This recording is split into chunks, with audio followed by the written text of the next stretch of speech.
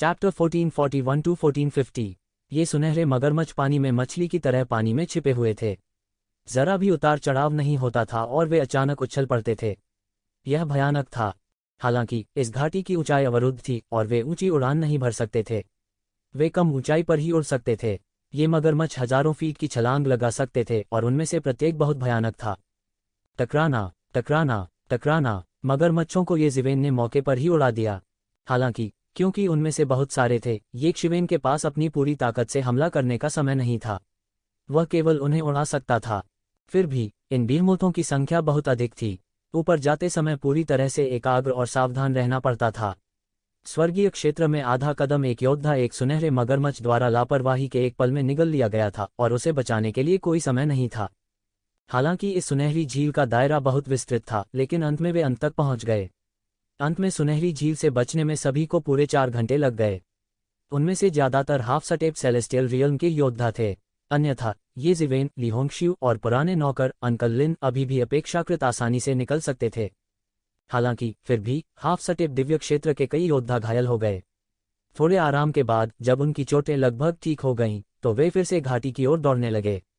सुनहरी झील को पार करने के बाद, जैसा कि ली होंगशियू ने कहा, कई कांटे थे।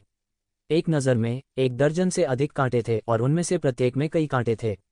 यह इतना सघन रूप से भरा हुआ था कि उन्हें स्पष्ट रूप से गिनना असंभव था। भले ही वह कोई योद्धा ही क्यों न हो, वह उन्हें बिल्कुल भी भेद नहीं सकता था।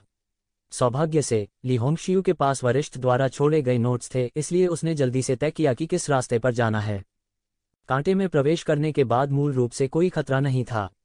रास्ते में उन्हें बहुत सारे प्राकृतिक खजानों का सामना करना पड़ा, लेकिन वे सभी ये ज़िवेन और अन्य लोगों द्वारा ले लिए गए। अचानक ये ज़िवेन और अन्य लोगों ने उनके सामने एक अतुलनीय शक्तिशाली दबाव महसूस किया और इसने पूरे क्षेत्र को घेर लिया। ये ज़िवेन के शरीर में फीनिक्स पुनर्जनन तकनीक ने हल्की प्रतिक्रिया दी। यह फीनिक्स का दबाव था। हाँ, यह यहाँ है। ली होंगशियू के छोटे से चेहरे पर एक मुस्कान दिखाई दी। वरिष्ठ के पत्र के अनुसार यह यहाँ है। एक शक्तिशाली दबाव है जो फीनिक्स का है। पुराने नौकर अंकल लिन के चेहरे पर भी एक भावपूर्ण मुस्कान थी। फीनिक्स की अपेक्षा के अनुरूप। भले ही यह इतने सालों से मृत है, फिर भी यह एक असीम दबाव छोड़ता है जो सभी दिशाओं को दबा देता है। मैं वास्तव में कल्पना नहीं कर सकता कि जब यह जीवित होता तो कितना भयानक होता। कई मार्शल कलाकारों ने सहमति में सिर हिलाया। फीनिक्स कंकाल की दमनकारी आभा में प्रवेश करने के बाद सभी की गति बहुत धीमी हो गई। हर कदम आगे बढ़ने के लिए बहुत अधिक ताकत की आवश्यकता होती है। वे दमनकारी आभा से पूरी तरह से दब गए थे, और यह केवल फीनिक्स कंकाल की दमनकारी आभा थी। यदि यह एक जीवित फीनिक्स होता तो उनके लिए उस तक पहुंचना भी बहुत कठिन होता। मरने से पहले यह फीनिक्स शायद एक अतुलनीय भयानक अस्तित्व था। चाहे वह फीनिक्स हो या ड्रैगन, वे सभी एक ऐसी जाति थी जिसे स्वर्ग ने आशीर्वाद दिया था। जब वे पैदा हुए थे तो उनमें से हर एक बेहद भयानक था, और यहाँ तक कि महान जातियां भी थीं जो स्वर्ग के टियर की ताकत से पैदा हुई थीं। इस प्रकार भले ही वे अधिक खेती न करते हों, फिर भी उनकी खेती अत्यंत उच्च स्तर तक पहुंच सकती थी। हालांकि अगर उसे गंभीरता से साधना करनी होती तो वह निश्चित रूप से दुनिया के शीर्ष विशेषज्ञों में से एक बन जाता। नहीं, यह बहुत धीमा है। मुझे करने दो। ये ज़िवेन ने तुरंत एक कदम आगे बढ़ाया और उसके शरीर से अंतहीन स्वर्ण देवत्व प्रकट हुए, जो सीधे फीनिक्स कंकाल द्वारा उत्सर्जित दमनकारी आभा को ऑफसेट करते थे। अंततः सभी ने राहत की सांस ली। इस तरह की दमनकारी आभा वास्तव में बहुत भयानक थी। बस इसके पास आना पहले से ही अतुलनीय रूप से भयानक था। सभी ने एक ज़िवेन को कुछ अजीब निगाहों से देखा। क्या ऐसा हो सकता है कि उनके पास वास्तव में एक विशेष रक्तरेखा थी, जैसा कि महापुरुषों ने कहा था? अन्यथा वह फीनिक्स की दमनकारी आभा को कैसे अनदेखा कर सकता था? हालांकि उन्होंने देखा कि एक ज़िवेन कुछ भी समझाने का इरादा नहीं रखती थी, इसलिए उन्होंने कोई और प्रश्न नहीं पूछा। उन्होंने तुरंत एक ज़िवेन का पीछा किया और आगे बढ़ना जारी रखा। जल्द ही सभी ने अंततः फीनिक्स के कंकाल को देखा, जिसने उन्हें आगे बढ़ने से रोक दिया था। वे ठंडी हवा के एक कौर को सोखे बिना नहीं रह सकते थे। फीनिक्स का यह कंकाल सैकड़ों मीटर लंबा था। यह बहुत विशाल था और इसके पूरे शरीर से एक प्रकार की तेज लाल लौ निकल रही थी, जैसे कि यह पूरे आकाश में जलने वाली हो। यह बहुत अच्छा है। पिताजी को बचाया जा सकता है। ली होंगशियू का चेहरा कुछ आश्चर्यचकित करने वाली मुस्कान प्रकट किए बिना नहीं रह सका। दवा के रूप में फीनिक्स कंकाल के साथ किसी भी बीमारी का इलाज किया जा सकता था। हा, मुझे उम्मीद नहीं थी कि हम वास्तव में एक फीनिक्स कंकाल खोजने के लिए इतने भाग्यशाली होंगे। इस समय सभी ने पीछे से आ रही एक क्रूर हंसी की आवाज़ सुनी। हर कोई अचानक चौंक गया। उन्होंने पीछे मुड़कर देखा तो उन्हें एक लंबा विशाल दानव दिखाई दिया। इस समय वह अपने पीछे विशाल मांसल पंखों को फड़फड़ा रहा था और फीनिक्स के कंकाल को देखते ही उसकी आंखें लालच से भर गईं। जब ली होंगशियू ने इस महान दानव को देखा तो उसका चेहरा अचानक पीला पड़ गया। यह राक्षसी कृपाण क्लब का मालिक निकला। आपसे मिलकर अच्छा लगा, आपसे मिलकर अच्छा लगा। इस समय ली होंगशियू ने खुद को शांत करने के लिए मजबूर किया और कहा, टस्क, पता चला कि तुम ही हो। ली होंगशियू, मैंने सुना है कि आप इस समय परेशानी पैदा करने में बहुत अच्छे हैं। मुझे उम्मीद नहीं थी कि आप वास्तव में यहाँ एक फीनिक्स कंकाल खोजने के लिए इतने भाग्यशाली होंगे। हा, भगवान वास्तव में मेरी मदद कर रहा है। समय आने पर मैं फीनिक्स कंकाल को अपने शरीर में एकीकृत करूंगा और अमर फीनिक्स दानव शरीर का अभ्यास करूंगा। मेरी साधना स्वर्ग के दायरे के चौथे स्तर तक पहुंचने में भी सक्षम होगी। उस समय यह कैस सिटी पर शासन करने के लिए केक का एक टुकड़ा होगा। राक्षसी सेबर क्लब का मालिक जोर से हंसा और उसकी आंखों में लालच भरा हुआ था। मालिक, हम केवल फीनिक्स हड्डियों में से एक चाहते हैं ना, बाकी ले सकते हैं। हमें कतई आपत्ति नहीं है। कैसा रहेगा? ली होंगशियू ने कहा। हालांकि फीनिक्स का कंकाल बेशकीमती था, लेकिन यह उसके जीवन जितना महत्वपूर्ण नहीं था। इसके अलावा उसके पिता के इलाज के लिए केवल एक फीनिक्स हड्डी की जरूरत थी। इसलिए उसने लगभग बिना अधिक प्रयास किए इसके लिए लड़ना छोड़ देने का मन बना लिया। नहीं, डेमोनिक सेबर क्लब के मालिक तुरंत शत्रुतापूर्ण हो गए और कहा, सभी फीनिक्स हड्डियां मेरी हैं। मैं आपको कुछ नहीं दे सकता। क्या आपको लगता है कि आप अभी भी जा सकते हैं? यह फीनिक्स कंकाल अनमोल है, मैं आपको कैसे जाने दूं और खबर फैलाऊं? उद्धरण चिन्ह। फीनिक्स का यह कंकाल न केवल अनमोल था, अगर खबर फैलती तो ये जेनमो जैसा मास्टर भी लड़ाई में शामिल होता। राक्षसी कृपाण क्लब के मालिक स्वाभाविक रूप से ली होंगशू और अन्य लोगों को खबर फैलाने का अवसर नहीं देंगे। राक्षसी कृपाण क्लब के मालिक, हम भगवान की कसम खा सकते हैं कि हम आज के मामले के बारे में किसी को नहीं बताएंगे। हम शपथ ले सकते हैं, ली होंगशी ने जल्दी से कहा। ये लोग पहले से ही स्वर्ग और मनुष्य की एकता का अभ्यास कर चुके थे। वे ईश्वर के अस्तित्व को महसूस कर सकते थे। स्वाभाविक रूप से वे लापरवाही से नहीं बोलेंगे। यदि उन्होंने शपथ ली है तो उन्हें उसका पालन करना चाहिए, नहीं तो उन्हें भगवान के कोप का शिकार होना पड़ सकता है। ये शिवेन ने पहले एक मन्नत मानी थी। यदि ये मो ने अपना रूप नहीं बदला होता और अपना रूप नहीं बदला होता तो वह परमेश्वर का दूत होता। ये जिवेन को डर था कि वह इस समय एक ईमानदार परमेश्वर होता। ली होंगशियू भी इस समय असामान्य रूप से उदास थे। हालांकि कोई दूसरा रास्ता नहीं था। जैसा कि कहा जाता है, जब किसी और की छत के नीचे कोई अपना सिर नीचे नहीं कर सकता है। इस समय ये जिवेन ने अंततः प्रतिक्रिया व्यक्त की। राक्षसी सेबर क्लब का यह मालिक किस प्रकार का व्यक्ति था? कैस सिटी में heavenly fire chamber of commerce के अलावा 10 प्रमुख बल थे। ऐसा कहा जाता था कि राक्षसी कृपाण क्लब की स्थापना बहुत समय पहले की गई थी। यह पीढ़ी दर पीढ़ी नीचे पारित किया गया था। राक्षसी कृपाण क्लब की हर पीढ़ी का मालिक एक शीर्ष गुरु था।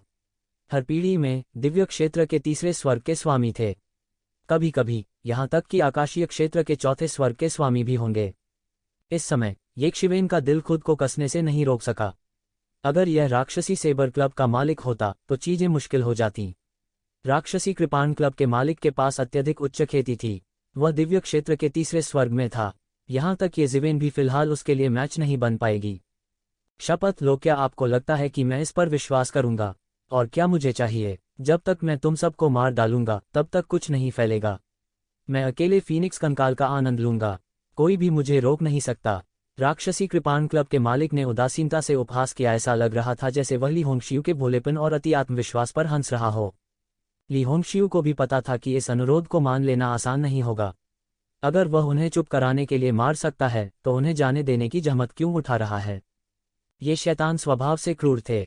वे शपथ में विश्वास नहीं करते थे, वे केवल मृत लोगों में विश्वास करते थे। राक्षसी कृपाण क्लब के मालिक, क्या आप वास्तव में हमारे साथ सौहार्द के सभी ढोंग छोड़ना चाहते हैं? हमारा स्वर्गीय फायर चैम्बर ऑफ कॉमर्स और आपका राक्षसी कृपाण क्लब तब तक सामंजस्यपूर्ण रूप से सह अस्तित्व में नहीं रह पाएंगे जब तक हम में से एक बच निकलता है। पुराने नौकर अंकल लिन ने आगे बढ़कर कहा। हाँ, फिर देखते हैं कि क्या तुम मेरे हाथों से बच सकते हो। डेमोनिक सेबर क्लब के मालिक ने उपहास किया और कहा, इसके अलावा भले ही आप बच सकते हैं, 10 प्रमुख ताकतों के पास उनकी देखरेख करने के लिए एक शीर्ष मास्टर नहीं है। एक साधारण आदमी की दौलत दूसरों के लिए ईर्ष्या का कारण बनेगी। यह आपदा का मार्ग है। मुझे पहले तुम्हारी परवाह नहीं थी, लेकिन अब तुम मुझे धमकाने की हिम्मत करते हो। तुम मौत को दावत दे रहे हो। इस समय पुराने नौकर अंकल लिन ने एक गहरी सांस ली और आगे बढ़कर कहा, युवती, फीनिक्स कंकाल ले लो और तुरंत भाग जाओ।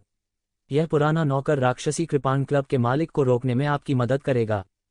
इस समय पुराने नौकर अंकल लिन एक बहादुर योद्धा की तरह थे जिन्होंने अपनी कलाई काट ली। आकाश के दायरे के तीसरे स्तर पर एक मास्टर का सामना करना समय के लिए रुकने के अलावा और कोई रास्ता नहीं लग रहा था। यदि यह ज़ूदेज़ू नहीं था जो स्काई रियल्म के दूसरे स्तर पर था, तो उनके पास अभी भी लड़ने का साहस और क्षमता होगी। राक्षसी कृपाण क्लब के मालिक का सामना करते हुए भले ही उन्होंने अपनी पूरी कोशिश की, वे केवल समय के लिए रुक सके। राक्षसी कृपाण क्लब के मालिक को हराना असंभव था। नहीं, यह कैसे हो सकता है? ली होंगशियू ने तुरंत कहा। बूढ़े नौकर अंकल लिन ने एक गहरी सांस ली और कहा, युवती, इस बूढ़ी नौकर की मौत पर पछतावा नहीं होना चाहिए। जब युवती जीवित रहेगी, heavenly fire chamber of commerce निश्चित रूप से एक दिन फिर से उठेगा। यह बूढ़ा नौकर केवल एक चीज कर सकता है, वह है युवती के लिए समय रोकना। हा, क्या बेहुदा एहसास है। तुम बदबूदार मछलियां और झींगे मुझे रोकना चाहते हो। यह केवल एक मजाक हो सकता है। राक्षसी कृपाण क्लब के मालिक हंसे। हा, क्या हास्यास्पद एहसास है। क्या आपको लगता है कि आप मुझे केवल कुछ बदबूदार मछलियों और झींगों से रोक सकते हैं? यह केवल हास्यास्पद हो सकता है। मालिक झांग कुंग जोर से हंसे। उसके पास गर्व करने का कारण था। कैस सिटी में भी आकाशीय क्षेत्र के तीसरे स्वर्ग का एक विशेषज्ञ भी एक शीर्ष विशेषज्ञ था। आकाशीय क्षेत्र के पहले स्वर्ग का एकमात्र समूह और आधा कदम आकाशीय क्षेत्र सड़ी हुई मछली और झींगे, उनकी तुलना में उनकी क्या योग्यता थी? नहीं, मैं तुम्हें रहने नहीं दे सकता, ली होंगशियू ने तुरंत कहा। लेकिन इस समय पुराने नौकर लिनबो ने येजिवेन को देखा और कहा, मिवेन, मैं तुम्हें सबसे बड़ी मिस सौंपूंगा। मुझे इस मामले में एक दुर्लभ निर्णय लेने दो। यह फीनिक्स कंकाल का एक सेट है। हमारे राष्ट्रपति को केवल इसका एक छोटा सा टुकड़ा चाहिए। मिस्टर वेन बाकी को हमारी सबसे बड़ी मिस की रक्षा के लिए एक पुरस्कार के रूप में ले सकते हैं। येजिवेन एक पल के लिए स्तब्ध रह गई। अंकल लिन, ली होंगशियू ने इस समय कहा। चल दर। येजिवेन ने एक हाथ से ली होंगशियू की कलाई पकड़ ली। आकाशीय क्षेत्र के तीसरे आकाश के स्वामी के सामने उसे भी कोई भरोसा नहीं था। उसी समय उसके दूसरे हाथ ने अचानक एक बड़ा हाथ खींच लिया और लगातार जलती हुई फीनिक्स कंकाल को त्यानयुआन मिरर में ले जाया गया। छोड़ना चाहते हो, लड़के? मैं तुम्हें बता दूंगा कि मेरी चीजें लेना आसान नहीं है। मालिक झांग कून दहाड़े। उसका शरीर एक भयानक बिजली की तरह था और वह तुरंत एक शिवेन के सामने दौड़ा। उसकी गति अत्यंत तेज थी। मालिक झांग कूंग, अब आपका प्रतिद्वंदी मैं हूं। बूढ़ा नौकर अंकल लिन दहाड़ा। वह तुरंत ऊपर गया और अपनी मुट्ठी भींच ली। बूम! एक अतुलनीय भयानक शक्ति उसकी मुट्ठी पर घनीभूत हो गई और उसने अचानक मुक्का मारा। बूम! एक मशरूम का बादल अचानक जमीन से उठा और अनगिनत धुआं और धूल तुरंत एक स्तंभ के रूप में आकाश में उड़ गए। बस इतना ही। मालिक झांग कूंग का पुतला दिखाई दिया। भयानक मशरूम बादल ने अभी उसे बिल्कुल भी चोट नहीं पहुंचाई। उन्होंने इस तरह के हमले को रोकने के लिए केवल एक हाथ का इस्तेमाल किया। लगभग उसी समय मालिक झांग कूंग के हाथ में एक लंबा ब्लेड दिखाई दिया। अंतहीन दानव ऊर्जा उस पर उलझ गई और कानून उसमें प्रकट हो गया। गगा, भाड़ में जाओ। वह ढिठाई से हंसे। लंबा ब्लेड अचानक ब्लेड की अंतहीन रोशनी के साथ फूट पड़ा और एक शिवेन की ओर कट गया। हुश! लंबा ब्लेड तुरंत सुनहरी रोशनी के फटने से कट गया और येजिवेन की आकृति गायब हो गई, केवल सुनहरी रोशनी का फटना रह गया। जब येजिवेन फिर से प्रकट हुआ तो वह पहले से ही 100 मीटर दूर था और ली होंगशियू को भी उसके द्वारा खींच लिया गया था। तेजी से जाओ, येजिवेन दहाड़ा। क्या आप चाहते हैं कि अंकल लिन व्यर्थ मरें? हुश! उसकी पीठ पर सुनहरे पंखों का एक जोड़ा दिखाई दिया जो लगातार फड़फड़ा रहा था। तुम मुझे रोकना चाहते हो, तुम बूढ़ी हो। डेविल ब्लेड मास्टर इस समय बेहद गुस्से में थे। येजिवेन बच निकली थी। यह उनके लिए बहुत बड़ा अपमान था। उसने अपना हाथ बढ़ाया और उसे एक राक्षसी हाथ में बदल दिया जिसने आकाश को ढक लिया। अंकल लिन को पकड़ लिया।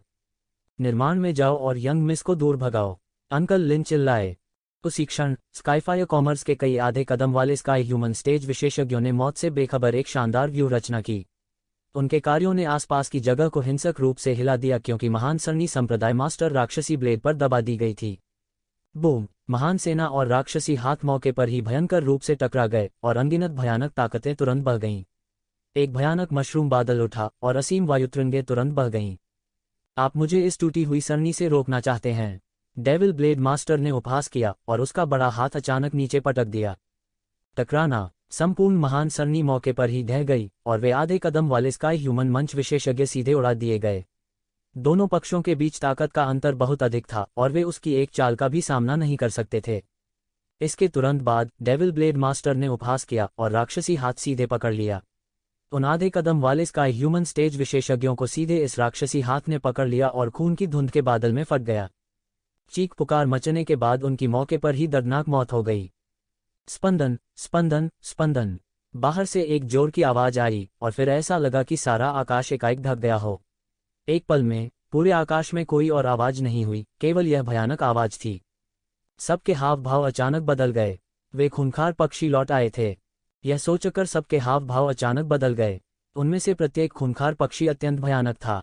उनमें से लाखों थे, आसमान में बादलों की तरह अंतहीन। मिस, जल्दी छोड़ो, मैं इस डेविल ब्लेड मास्टर को पकड़ लूंगा। चाचा लिन ने डेविल ब्लेड मास्टर की ओर देखा। चलो यहाँ एक साथ मरते हैं। जाना। इस समय येज़िवेन ने सीधे ली होंगशियू का हाथ पकड़ लिया और उड़ नहीं पाया, क्योंकि वह जानता था कि यह एक मृत अंत था। इसके बजाय उसने सीधे घाटी में उड़ान भरी। मेरे लिए तोड़ो, वह चिल्लाया, अपनी 5 उंगलियों को मुट्ठी में जकड़ लिया और सीधे चट्टान में विस्फोट कर दिया। यह चट्टान अज्ञात सामग्रियों से बनी थी और येज़िवेन की पूरी ताकत इसे चकनाचूर करने के लिए पर्याप्त नहीं थी। वह मौके पर ही एक बड़ा छेद कर सकता था, लेकिन फिर भी यह काफी है। येज़िवेन ने सीधे ली होंगशियू को खींच लिया और चमकती रोशनी में चली गई। दफा हो जाओ, मैं तुम्हारे साथ मरना नहीं चाहता, बुरा आदमी। इस समय डेविल ब्लेड मास्टर ने एक भयानक दहाड़ निकाली और एक भयानक कृपाण प्रकाश सीधे उसके हाथ से निकल गया। टकराना। चाचा लिन मौके पर ही नष्ट हो गए और भालू पूरी तरह से टूट गया। जैसे ही डेविल ब्लेड मास्टर येज़िवेन पर हमला करने वाला था, अंकल लिन एक बार फिर उनकी ओर दौड़े। तुम्हारा विरोधी मैं हूं। मैंने कहा है कि आज तुम और मैं यहाँ एक साथ मरेंगे। अंकल लिन बुरी तरह मुस्कुराए। भाड़ में जाओ। इस समय डेविल ब्लेड मास्टर ने जोर से गर्जना की और सीधे अंकल लिन की ओर एक मुक्का मारा। टकराना। अंकल लिन की पूरी छाती पूरी तरह से धंस गई और एक मुट्ठी सीधे उनकी छाती में घुस गई। अंकल लिन की दयनीय स्थिति को देखकर ली होंगशियू की आंखों में आंसू भर आए। पफ। अंकल लिन ने मुंह से खून निकाला और उनके हाथ अभी भी डेविल ब्लेड मास्टर की बांह को मजबूती से पकड़ रहे थे, जाने देने को तैयार नहीं थे। चलो एक साथ मरते हैं। बुरा आदमी, जो तुम्हारे साथ मरना चाहता है। डेविल ब्लेड मास्टर दहाड़ा और उसके पीछे खूंखार पक्षियों की आवाज करीब और करीब आ रही थी, लगभग उड़ रही थी। उसने अचानक अपना खूनी मुंह खोला और सीधे अंकल लिन के सिर को काट लिया। Crunch crunch. अंकल लिन का सिर मौके पर ही चबा गया था। उसी समय अनगिनत खूंखार पक्षियों ने रक्त को सूंघा और दौड़ पड़े। प्रत्येक क्रूर पक्षी एक मानव के आकार का था। शून्य में वे तीखे बाणों के समान थे जो क्षण भर में सारे आकाश को ढंक लेते थे। यहाँ से चले जाओ, यहाँ से चले जाओ, मैं यहाँ नहीं मरूंगा। डोजो मास्टर मैजिक ब्लेड गर्जना। उसके हाथ में जादुई ब्लेड आश्चर्यजनक उतार चढ़ाव उत्सर्जित करता है। स्वोश। एक चौंकाने वाली कृपाण चमक तुरंत बह गई। टकराना, टकराना, टकराना। मौके पर सैकड़ों उग्र लाल क्रूर पक्षी सीधे खूनी धुंध में वाष्पित हो गए। हालांकि खूनी धुंध को उनके साथियों ने तुरंत खा लिया। फिर लगभग एक पल में पूरा आकाश लगभग अंतहीन खूनी धुंध से ढक गया था। शायद उनकी व्यक्तिगत ताकत सबसे मजबूत नहीं थी, लेकिन उनकी अंतहीन संख्या ने ताकत की कमी को पूरी तरह से पूरा कर दिया। इस डोजो मास्टर राक्षसी कृपाण की ताकत वास्तव में अत्याचारी थी। हालांकि वह घिरा हुआ था, उसके हाथ में राक्षसी कृपाण सीधे अंतहीन लहरों को बहा ले गई, किसी भी क्रूर पक्षी का सफाया कर दिया जो रक्त धुंध के बादलों में उसके करीब पहुंच गया। हालांकि इन खूंखार पक्षियों की संख्या बहुत बड़ी थी और बहुत समय नहीं लगा जब वह खूंखार पक्षियों की गतिविधियों के क्षेत्र में पूरी तरह से डूब गया। हालांकि येज़िवेन और ली होंगशियू के पास डेविल ब्लेड मास्टर की परवाह करने का समय नहीं था, जो पहले से ही क्रूर पक्षियों में डूबे हुए थे, क्योंकि उनकी गुफा के सामने अनगिनत खूंखार पक्षी भी सीधे भाग रहे थे। उन्होंने अपने विशाल पंख फड़फड़ाए और तुरंत येज़िवेन के सामने दौड़ पड़े। इस समय येज़िवेन के पास डेविल ब्लेड मास्टर की परवाह करने का समय नहीं था। वह भी इन खूंखार पक्षियों के हमले से अपनी रक्षा नहीं कर सका। पफ। अनगिनत खूंखार पक्षी सीधे झिलमिलाहट में भाग गए और अंतहीन लपटें उगल दी, लगभग पूरी गुफा को पिघला दिया। हुश। येज़िवेन के हाथ ने तलवार की आभा को काट दिया और सीधे इन लपटों को नष्ट कर दिया। कुछ सबसे तेज उड़ने वाले खतरनाक पक्षी एक पल में खूनी धुंध में बमबारी कर रहे थे। हालांकि येज़िवेन की ताकत की तुलना डेविल ब्लेड मास्टर से नहीं की जा सकती थी, लेकिन उसके लिए कोई अंतर नहीं था। अब उनके दिल में बस एक ही विश्वास बचा था और वह था कायम रहना। वह केवल पकड़ सकता था। वह जानता था कि जब तक ये खूंखार पक्षी फिर से भोजन की तलाश में नहीं आएंगे, तब तक टिके रहना बहुत मुश्किल होगा। हालांकि अब कोई दूसरा रास्ता नहीं था। गुफा के बाहर सैकड़ों और हजारों गुना अधिक खूंखार पक्षी थे। अगर वह अभी बाहर निकला तो वह निश्चित रूप से मर जाएगा। वह केवल पकड़ सकता था। इस समय ली होंगशियू भी समझ गई थी कि वह किस तरह के भयानक संकट का सामना कर रही है। इस समय उसने भी अपनी पूरी ताकत से हमला किया और येशिवेन के साथ सहयोग किया। येशिवेन के हाथ में तलवार की आभा अंतहीन लग रही थी। इसने उसके पूरे शरीर की रक्षा की और ली होंगशियू के सामने मजबूती से अवरुद्ध हो गया। तलवार की आभा ने विशाल आकाश को चीर डाला और येशिवेन ने हर मिनट और हर सेकंड कई क्रूर पक्षियों के सिर काट दिए। हालांकि गुफा के प्रवेश द्वार से सीधे अधिक क्रूर पक्षी भाग रहे थे। इन खूंखार पक्षियों को अपने साथियों की लाशों की जरा भी परवाह नहीं थी। उन्होंने सीधे अपना मुंह खोला और लाशों को सीधे जलाकर राख कर दिया। फिर वे गुफा के प्रवेश द्वार से अंदर घुसे। पफ! एक खूंखार पक्षी सीधे भागा, अपनी चोंच खोली और येशिवेन के शरीर को काट लिया। टकराना! येशिवेन की तलवार का प्रभामंडल तुरंत नीचे गिर गया और क्रूर पक्षी का सिर एक खूनी धुंध में गिर गया। हालांकि अधिक से अधिक खूंखार पक्षियों ने इस अंतर का फायदा उठाया। वे दोनों लगभग खूंखार पक्षियों से घिरे हुए थे। सौभाग्य से उनके पीछे एक दीवार थी और वे पूरी तरह से घिरे नहीं थे। फिर भी वे अभी भी एक अनिश्चित स्थिति में थे। क्रूर पक्षियों का कोई अंत नहीं था। हालांकि एक मानव द्वारा जुटाई जा सकने वाली ऊर्जा की मात्रा की एक सीमा थी। यहां तक स्काई ह्यूमन मंच विशेषज्ञ भी कोई अपवाद नहीं थे। भोजन के लिए शिकार करने के लिए क्रूर पक्षियों को छोड़ने तक पकड़ना अकल्पनीय था। या उसके हाथ, यह कुछ ऐसा था जिसे हासिल करना बिल्कुल असंभव था। इस समय येशिवेन ने कुछ भी नहीं छुपाया। उसने सीधे हवा और गरज की शक्ति के क्षेत्र को सक्रिय कर दिया। हवा और गड़गड़ाहट की अनगिनत शक्ति हवा और गरज के ब्लेड में बदल गई। यह हवा और गड़गड़ाहट के एक भयानक तूफान में बह गया और क्रूर पक्षियों के एक समूह का सफाया कर दिया जो तेजी से भाग रहे थे। एक समय के लिए वे खूंखार पक्षी येशिवेन और ली होंगशियू के बिल्कुल भी करीब नहीं आ सके। वे सभी हवा और गरज की शक्ति के क्षेत्र के बाहर अवरुद्ध थे। हालांकि इन शातिर पक्षियों का कोई अंत नहीं लग रहा था।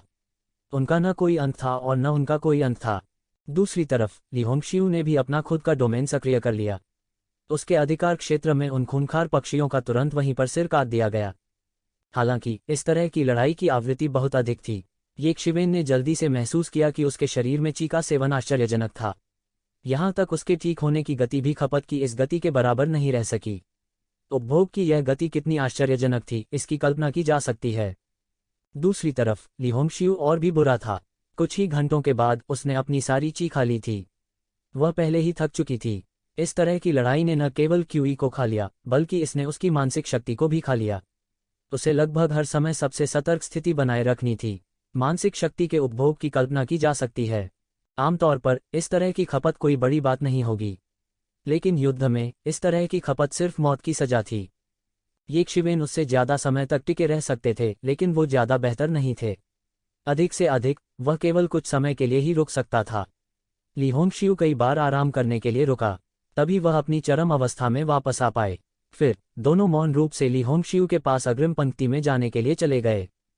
हालांकि ली होंगशियू की ताकत येशिवेन की तरह अच्छी नहीं थी, फिर भी उसके लिए कानून घोषणापत्र के दायरे में इन क्रूर पक्षियों से निपटना आसान था। समस्या केवल यह थी कि वहां बहुत अधिक खूंखार पक्षी थे। वे बिल्कुल अंतहीन थे और उन सभी को मारना असंभव था। जब ली होंगशियू और अधिक समय तक नहीं टिक सका तो स्वाभाविक रूप से येशिवेन ने उन पर अधिकार कर लिया और इन क्रूर पक्षियों को मारना जारी रखा। हालांकि येशिवेन के लिए हर बार चरम अवस्था में वापस आना असंभव था। इसके कारण वह समय जो वह लगातार कम कर सकता था, पलक झपकते ही आधा महीना बीत गया था। उन दोनों के लिए जो पागलों की तरह क्रूर पक्षियों को मार रहे थे, समय सदियों जैसा लगा। दोनों के बीच आदान प्रदान की आवृत्ति भी लगातार बढ़ती जा रही थी। येशिवेन मूल रूप से अब अपने चरम पर थे, लेकिन वे अपनी सामान्य ताकत का केवल 1/3 से भी कम बनाए रख सकते थे। इस दर पर यह केवल कुछ समय पहले की बात है जब वे इन जानवरों द्वारा थककर मर गए थे, और ऐसा इसलिए था क्योंकि वे गुफा में छिपे हुए थे। यदि वे खुले क्षेत्र में होते तो उन्हें पहले ही मौत के घाट उतार दिया जाता। इन खूंखार पक्षियों का सामना करना जो मौत से नहीं डरते थे, उनके पास उनसे निपटने का कोई तरीका नहीं था। ली होंगशियू पहले से ही शारीरिक और मानसिक रूप से पस्त और थक चुका था। येशिवेन अभी भी ठीक थी। प्रबुद्ध मन प्राचीन वृक्ष जबरन उसके मन को दबा रहा था, इसलिए भले ही वह थोड़ा पस्त था, फिर भी उसकी आत्मा को जबरदस्ती चरम अवस्था में बनाए रखा गया था। कोई भी हमेशा के लिए अपनी चरम अवस्था में नहीं रह सकता था। इस राज्य ने बहुत आत्मा का उपभोग किया। आमतौर पर यह ठीक था क्योंकि स्पिरिट की खपत बहुत अधिक नहीं थी। यदि वे इस अवस्था को बनाए रखते हैं तब भी वे संतुलन बनाए रख सकते हैं। हालांकि इस तरह की तीव्र लड़ाई में खपत इतनी अधिक थी कि इस संतुलन को बनाए रखना असंभव था। इस स्थिति को जबरन बनाए रखने का परिणाम मानसिक रूप से टूटना था। लेकिन इस समय येशिवेन इतनी परवाह नहीं कर सकती थी। यदि उसने इस चरम अवस्था को बनाए नहीं रखा तो उसे डर था कि वह अब तक धारण नहीं कर पाएगा। जो भी हो, चलो लड़ते हैं। तो ज़िवेन ने इस समय अपने दांत पीस लिए और दहाड़ दी। भले ही उसने अपनी वास्तविक मौलिक ऊर्जा को बचाने की पूरी कोशिश की और लगभग पूरी तरह से अत्याचारी शरीर की अत्याचारी ताकत पर भरोसा कर रहा था, जो लगातार आने वाले भयंकर पक्षियों को मार रहा था, तलवार की रोशनी जो आकाश को भर देती थी और केवल अत्याचारी पर निर्भर थी, उसके शरीर की ताकत लगातार उन भयंकर पक्षियों को मार डालो जो अंदर भागे, लेकिन खपत अभी भी बहुत अधिक थी। अगर ऐसा ही चलता रहा तो इन खूंखार पक्षियों के खाने की तलाश में रवाना होने से पहले उन्हें डर था कि कहीं उनकी मौके पर ही मौत न हो जाए। अब एक ही रास्ता था कि सफलता हासिल की जाए। जब तक ये ज़िवेन को half step celestial beam realm के अंतिम चरण में सफलता मिली, तब तक उसकी ताकत में भारी सुधार होगा। इस मामले में वह इन क्रूर पक्षियों के चले जाने तक सुरक्षित रूप से पकड़ने में सक्षम होना चाहिए। वह कैसे नहीं जान सकता था कि युद्ध के बीच में सफलता प्राप्त करना कितना खतरनाक था। हर बार जब उसने ऐसा किया तो उसे ऐसा करने के लिए लगभग मजबूर होना पड़ा। अगर उन्हें शांतिपूर्ण सफलता मिल सकती थी तो उन्होंने ऐसा करने का विकल्प नहीं चुना होता। लेकिन अब जब चीजें इस पर आ गई थीं, तो मौत से लड़ने के अलावा और कोई रास्ता नहीं था। उन्होंने heavenly fire chamber of commerce के लोगों द्वारा दिए गए एमेथिस्ट ग्लेज्ड फ्रूट को सीधे निकाल लिया और उसे काट लिया। यह एमेथिस्ट ग्लेज्ड फल तुरंत ऊर्जा की एक धारा में बदल गया जो ज़िवेन के अंगों और हड्डियों में घुस गया। ओली होंग शिव, जो ध्यान कर रही थी और उसके पीछे ठीक हो रही थी, ने बस अपनी आंखें चौड़ी कर लीं। उसे विश्वास नहीं हो रहा था कि ज़िवेन ने वास्तव में इस स्थिति में सफलता पाने के लिए एमेथिस्ट ग्लेज्ड फ्रूट को निगलने का फैसला किया। हालांकि हर कोई जानता था कि इस स्थिति में सफलता पाने के लिए एमेथिस्ट ग्लेज्ड फ्रूट को निगलने के अलावा और कोई रास्ता नहीं था। लेकिन जानना एक बात थी, उसे करने में सक्षम होना दूसरी बात थी। सभी के पास ऐसा दृढ़ संकल्प नहीं था, क्योंकि कई लोगों को लड़ाई के बीच में सफलता मिली और उनकी मौके पर ही मौत हो गई। अन्यथा दुनिया ऐसे लोगों से भरी होगी जिन्हें युद्ध के बीच सफलता मिली थी। लेकिन वो नहीं जानती थी कि ज़िवेन ने ऐसा पहली बार नहीं किया था। हालांकि यह अभी भी बहुत खतरनाक था, यह कहा जा सकता था कि वह इससे परिचित था।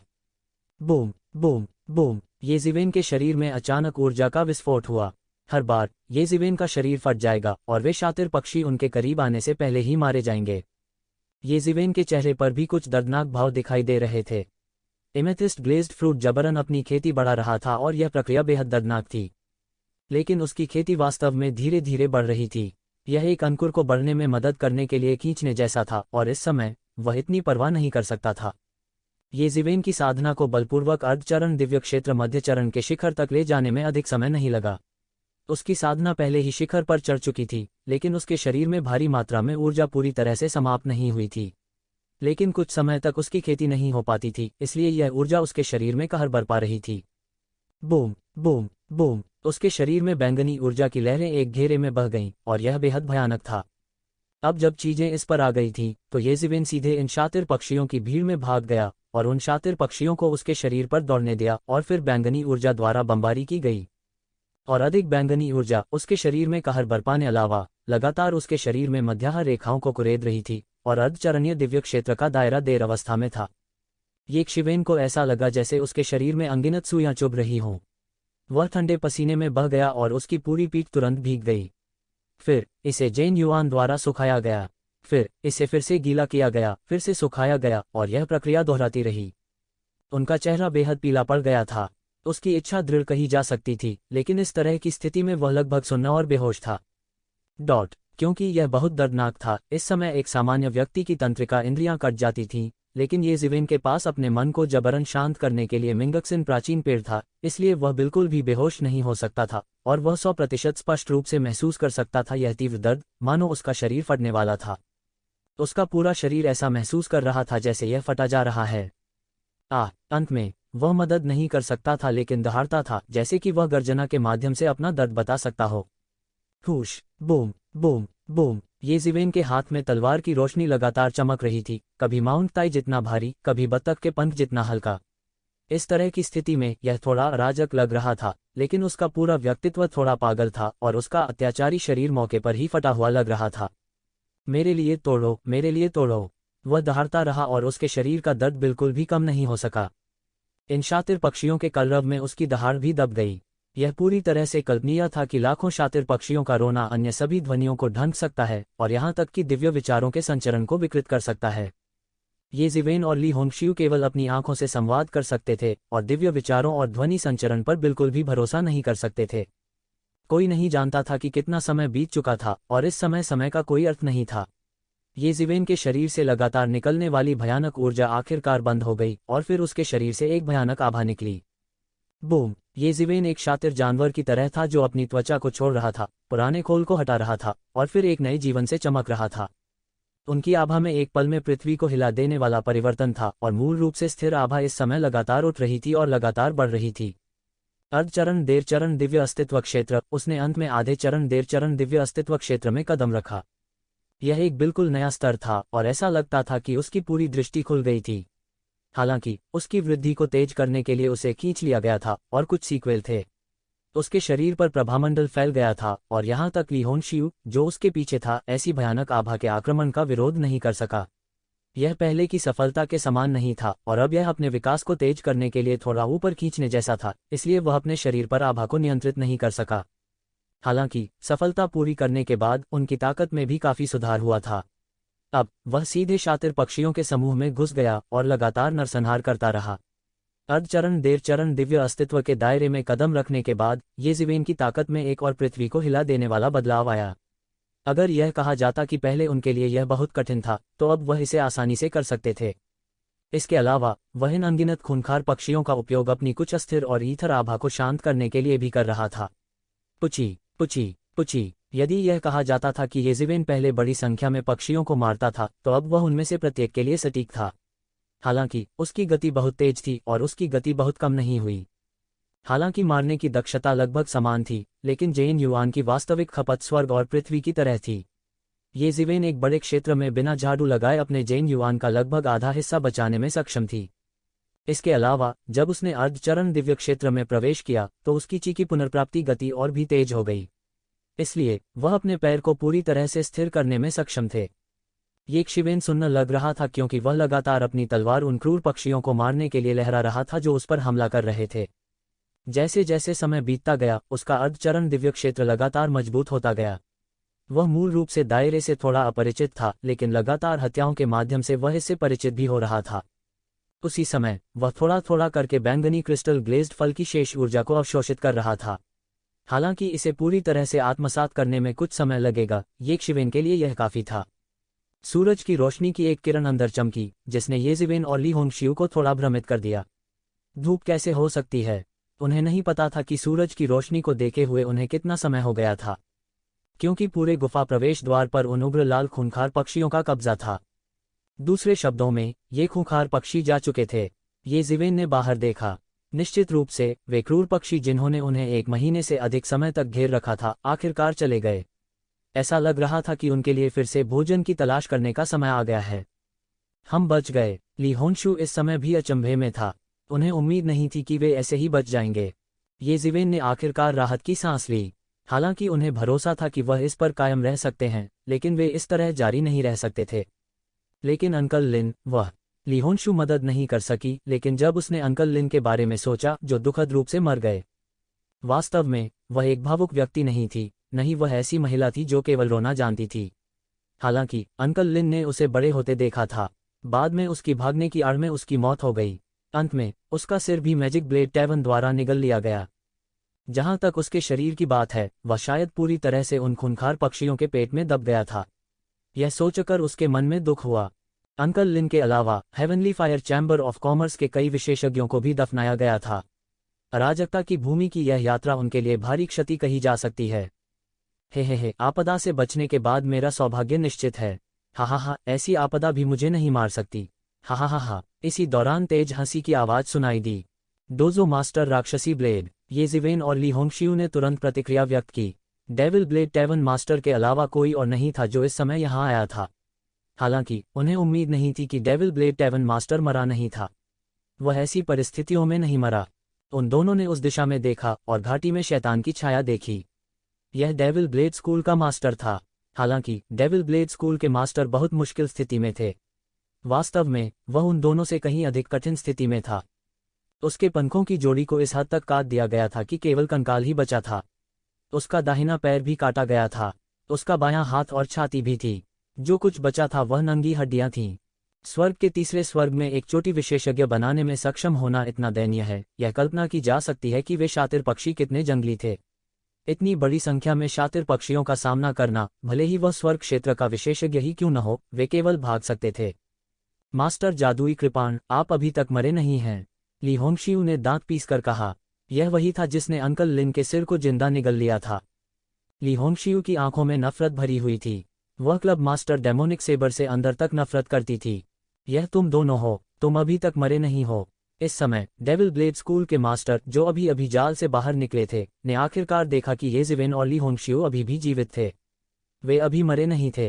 हे, यह वास्तव में लोहे के जूतों को व्यर्थ में पहनने का मामला है। जैसा कि मैंने कहा, जो एक बड़ी आपदा से बच जाता है उसका बाद में सौभाग्य निश्चित रूप से होता है। हा, फीनिक्स का कंकाल भी मेरा है। फीनिक्स कंकाल के साथ मैं निश्चित रूप से अगले स्तर तक आगे बढ़ सकता हूँ। जी। उद्धरण चिन्ह। डेविल ब्लेड स्कूल के मास्टर ने एक तीखी और अप्रिय हंसी निकाली। तुम्हें उन दुष्ट पक्षियों ने नहीं निगल लिया है। फिर मैं तुम्हें तुम्हारे रास्ते पर भेज दूं। ये जिवेन का चेहरा ठंडा था। उसके हाथ में तलवार निगल रही थी और तलवार प्रकाश उत्सर्जित कर रही थी। ऐसा लगता था कि लड़ना उसकी वृत्ति बन गई है। तो यह ऐसा ही है। कोई आश्चर्य नहीं कि आप इतने आश्वस्त हैं। यह पता चला है कि आपने अर्धचरण दिव्य क्षेत्र के क्षेत्र में प्रवेश किया है। अगर मैं गलत नहीं हूं तो आपकी ताकत में काफी सुधार होना चाहिए था। हालांकि यह अभी भी पर्याप्त नहीं है। मेरे सामने तुम अभी भी काफी नहीं हो। क्लब मास्टर ने ये शिवेन की ओर ठंडी नजर डाली और कहा। इस समय ये जिवेन एक बिना म्यान कीमती तलवार की तरह थी। वह अतुलनीय तेज था। उनके शरीर का आभामंडल तनिक भी छुपा न सका। यह पर्याप्त है या नहीं, आप एक बार कोशिश करके जान जाएंगे, ये जिवेन ने ठंडी मुस्कान के साथ कहा। आप बहुत बोल्ड हैं। हालांकि यह बेकार है। तुम मेरी ताकत के सामने कुछ भी नहीं हो। डेविल ब्लेड स्कूल के मास्टर ने उपहास किया। उसकी आंखें अशुभ प्रकाश से फूट रही थीं। उसका शरीर अंतहीन प्रकाश का उत्सर्जन करने लगा। उसके शरीर के वे हिस्से जो कुतर गए थे और केवल हड्डियां रह गई थीं मांस उगाओ। उसने आखिरकार अपने ज़ोंबी जैसी उपस्थिति से छुटकारा पा लिया। मरना। इस समय डेविल ब्लेड स्कूल के मास्टर के हाथ से एक भयानक आभा निकली। विशाल आकाश के माध्यम से एक ब्लेड प्रकाश टूट गया। यह बहुत तेज था और तुरंत एक शिवेन के सामने टूट गया। अरे, आपने एक महीने पहले की तुलना में ज्यादा प्रगति नहीं की है, ये जिवेन ने थोड़े व्यंग्यात्मक लहजे में कहा। उसने उपहास किया और उसके हाथ में तलवार तुरंत चली गई। तलवार की रोशनी विशाल आकाश में फैल गई और डेविल ब्लेड स्कूल के मास्टर पर बमबारी कर दी। टकराना। टक्कर की एक और भयानक आवाज सुनाई दी। ये जिवेन के हाथ में तलवार की रोशनी ने मौके पर ही डेविल ब्लेड स्कूल की ब्लेड की रोशनी को चूर चूर कर दिया। तलवार प्रकाश की गति कम नहीं हुई। इसने सीधे डेविल ब्लेड स्कूल की ब्लेड लाइट पर बमबारी की। यह कैसे हो सकता है? डेविल ब्लेड स्कूल के मास्टर हैरान रह गए। उसे उम्मीद नहीं थी कि एक शिवेन की तलवार की रोशनी इतनी भयानक होगी। वह और भी हैरान था कि ये जिवेन चींटी जैसा कोई नहीं था जो एक महीने पहले ही उससे दूर भाग सकता था। हालांकि ये जिवेन केवल एक महीने के बाद ही इतनी भयानक हो गई थी। उसने तुरंत चकमा दिया। हालांकि बहुत देर हो चुकी थी। ये जिवेन की तलवार की रोशनी एक जहरीली जीभ की तरह थी। उसकी गति और भी तेज थी। यह एक पल में उसके कंधे पर आ गया। उसका एक हाथ मौके पर ही उड़ गया और जमीन पर गिर गया। दानव का खून बह निकला और जमीन पर टपक गया। पूरा मैदान प्रदूषित हो गया था। डेविल ब्लेड स्कूल का मास्टर चिल्लाया। उसने अपना कंधा पकड़ लिया। उसका चेहरा ठंडे पसीने से भर गया था। उसने येकशिवेन को डरावनी दृष्टि से देखा। उसे विश्वास नहीं हो रहा था कि येकशिवेन की गति इस हद तक पहुंच गई है। वास्तव में येकशिवेन उसे घायल भी कर सकती थी। नहीं, वह उसे चोट नहीं पहुंचा सका। अगर वह सावधान नहीं होता तो उसकी जान भी जा सकती थी। जाओ और उन लोगों के लिए अपने पापों का प्रायश्चित करो जिन्हें तुमने मारा है, ये जिवेन ने ठंडेपन से कहा। उसने एक एक कदम बढ़ाया और सारा आकाश कांप उठा। शिवेन, उसे मार डालो, उसे मार डालो, उसे मार डालो। अंकल लिन का बदला लेने के लिए उसे मार डालो। ली होंगशियू चिल्लाए बिना नहीं रह सका। वह डेविल ब्लेड स्कूल के मास्टर से नफरत करती थी। हालांकि वह कुछ नहीं कर सकी। इतने शीर्ष शक्तिपीठ के सामने वह कुछ नहीं कर सकती थी। इसलिए वो केवल ये जिवेन पर भरोसा कर सकती थी। तुम मुझे मारना चाहते हो? यह इतना आसान नहीं होगा। डेविल ब्लेड स्कूल के मास्टर दहाड़े। उसके कटे हाथ से एक और हाथ निकल आया। ऐसा लग रहा था जैसे उनका पुनर्जन्म हुआ हो। शैतान जाति का मानव जाति पर अकल्पनीय लाभ था। आहा। डेविल ब्लेड स्कूल के मास्टर लगातार दहाड़ते रहे। उसके शरीर पर पपड़ी फट गई। उसके शरीर के भीतर अनगिनत भयानक शक्तियां उबल रही थीं। उसकी नीली नसें निकल रही थीं। उसके शरीर के अंदर एक भयानक आभा फैल रही थी। उसकी ऊंचाई, जो मूल रूप से एक औसत व्यक्ति की ऊंचाई थी, एक पल में दोगुनी हो गई। श्रीवेन, सावधान रहें। यह उसका महान शैतान परिवर्तन है। वह अपने वास्तविक शरीर में वापस आ गया है। इस समय ली होंगशियू ने उसे याद दिलाया। क्या आप अभी भी उसे याद दिलाना चाहते हैं? यह बेकार है। उसने मुझे पूरी तरह से क्रोधित कर दिया है। अब उसे कोई नहीं बचा सकता। डेविल ब्लेड स्कूल के मास्टर अजीब तरीके से हंसे। उनके परिवर्तन के बाद उनकी आभा भी एक पायदान बढ़ गई थी। यह और भी भयानक हो गया था। यह किसी काम का नहीं। मेरे परिवर्तन के बाद मुझे कैस सिटी में नंबर 1 विशेषज्ञ माना जा सकता है। कोई भी मेरा मैच नहीं हो सकता। डेविल ब्लेड स्कूल के मास्टर ने क्रूर तरीके से दहाड़ा। क्या ऐसा है? कैस सिटी में नंबर 1 विशेषज्ञ इससे ज्यादा कुछ नहीं है अगर आप केवल इस स्तर पर हैं, येज़िवेन ने एक ठंडी अभिव्यक्ति के साथ कहा। लड़के, ज्यादा घमंडी मत बनो। डेविल ब्लेड स्कूल के मास्टर इस समय एक बैकहैंड स्लैश लॉन्च करेंगे।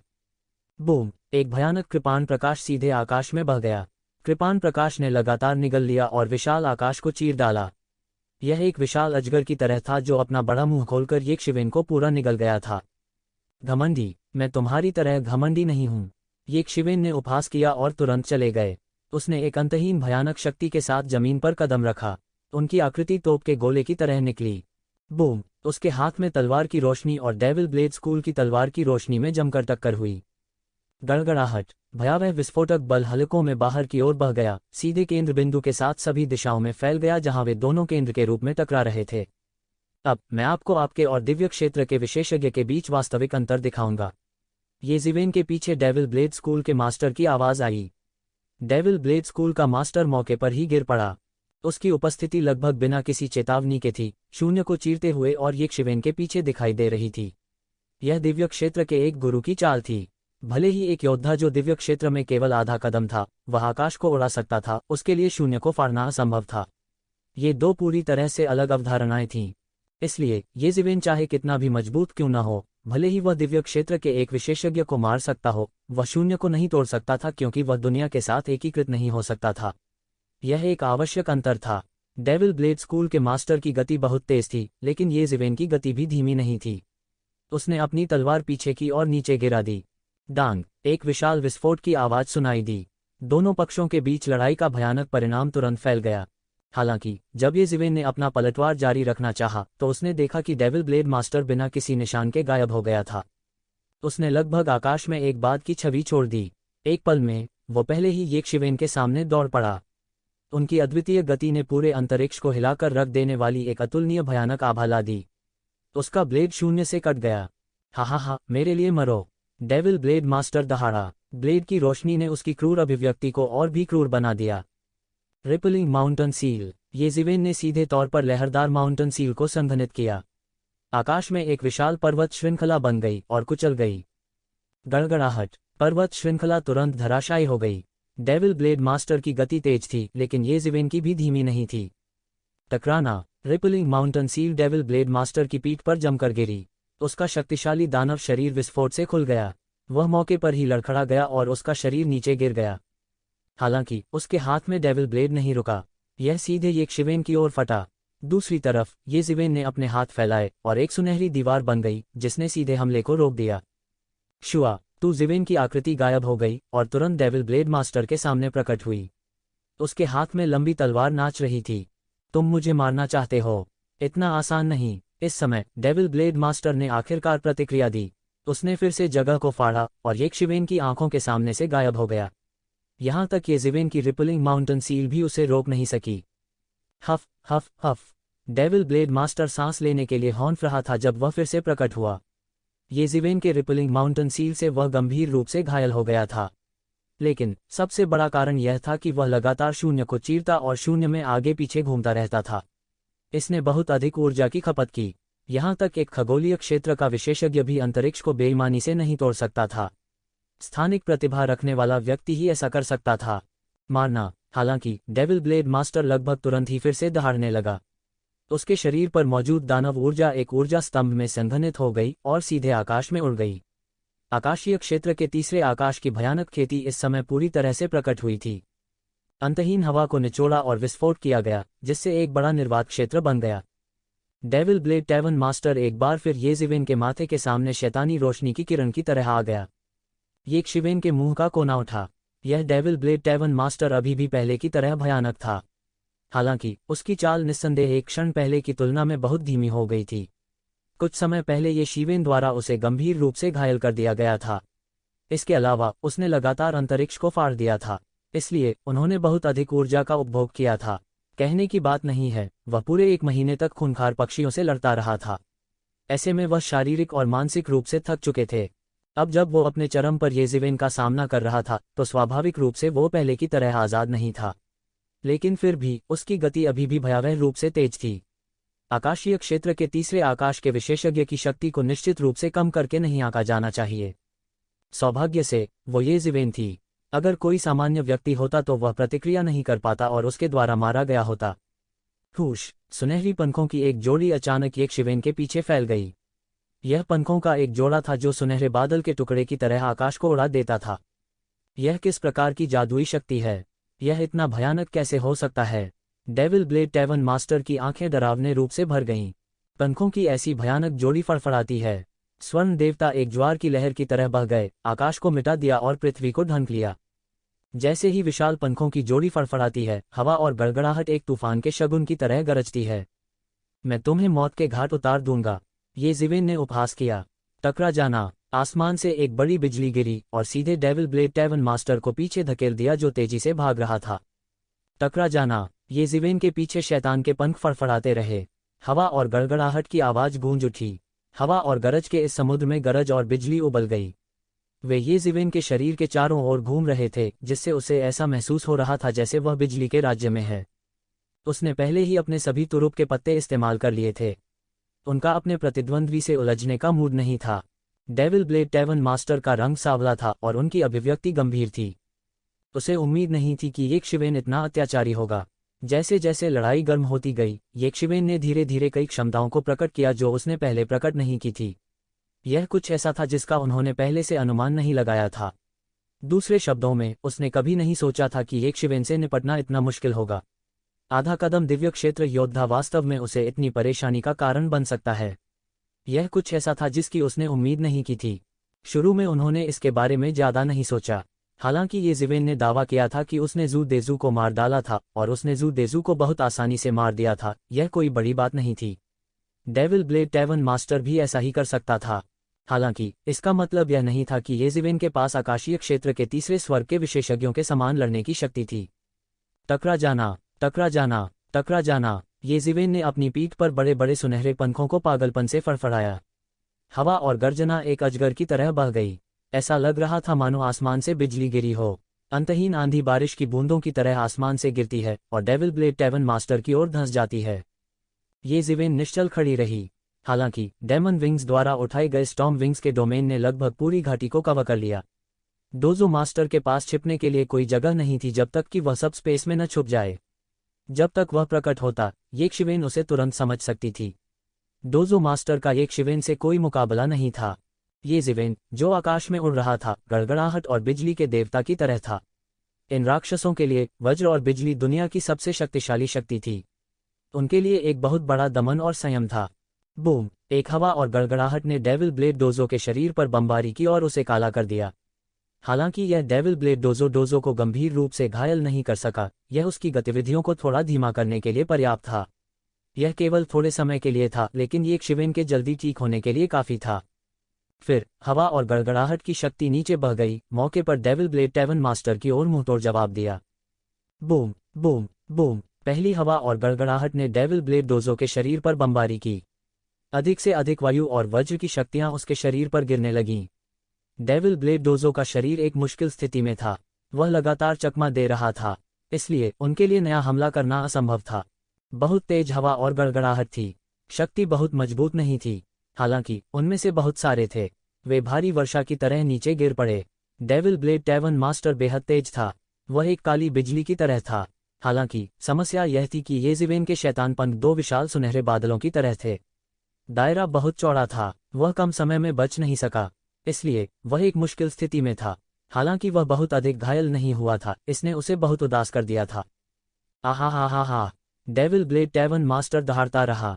उसके हाथ में लंबे ब्लेड ने तुरंत विशाल आकाश को फाड़ दिया। यह एक बार फिर समय और स्थान के माध्यम से बंद हो गया। जब वह फिर से दिखाई दिया तो वह पहले से ही एक शिवेन के पीछे था। भाड़ में जाओ, वह दहाड़ा। उनके हाथ में लंबा ब्लेड एक स्वर्गीय ग्रेड दिव्य उपकरण था। यह पूरे आकाश को चकनाचूर कर सकता है। सुनहरी रोशनी की 2 किरणें अचानक फूट पड़ीं। एक शिवेन ने आखिरकार अपनी आंखें खोलीं। वह अंत में चले गए। शुआ, तू जीवेन तुरंत घूम गया, साथ ही हवा के माध्यम से टूटने की तेज आवाज हुई। उसने अपने हाथ फैलाए। स्वर्ण देवताओं ने उसके हाथों को ढंक दिया। वह heavenly great divine tool devil blade टैवन मास्टर के पीछे भागा। टकराना। ये जीवेन की हथेली डेविल ब्लेड टैवन मास्टर से टकरा गई और धातु के टकराने की आवाज सुनाई दी। टक्कर की जोरदार आवाज निकली, विशेष रूप से ली होंगशिउ। यह दृश्य देखकर उसके दिल की धड़कन लगभग थम सी गई थी। उसे विश्वास नहीं हो रहा था कि मिस्टर वेन की ताकत इस हद तक पहुंच गई है। वह एक स्वर्ग सीढ़ी वाले आकाशीय उपकरण का सामना करने में सक्षम था। उसके शरीर की शक्ति बहुत अधिक थी। वह स्वर्ग सीढ़ी के लंबे ब्लेड को नहीं तोड़ सका, लेकिन उसका शरीर स्वर्ग सीढ़ी वाले आकाशीय उपकरण का विरोध करने के लिए पर्याप्त था। उसका शरीर काफी भयानक था। ऐसे शरीर से कोई उनका मेल कैसे हो सकता है। यहाँ तक डेविल ब्लेड टैवन मास्टर को भी पिछले 1 महीने में उन शातिर पक्षियों ने काट लिया था। ये जीवेन के शक्तिशाली शरीर के कारण वे दोनों काफी हद तक ठीक थे।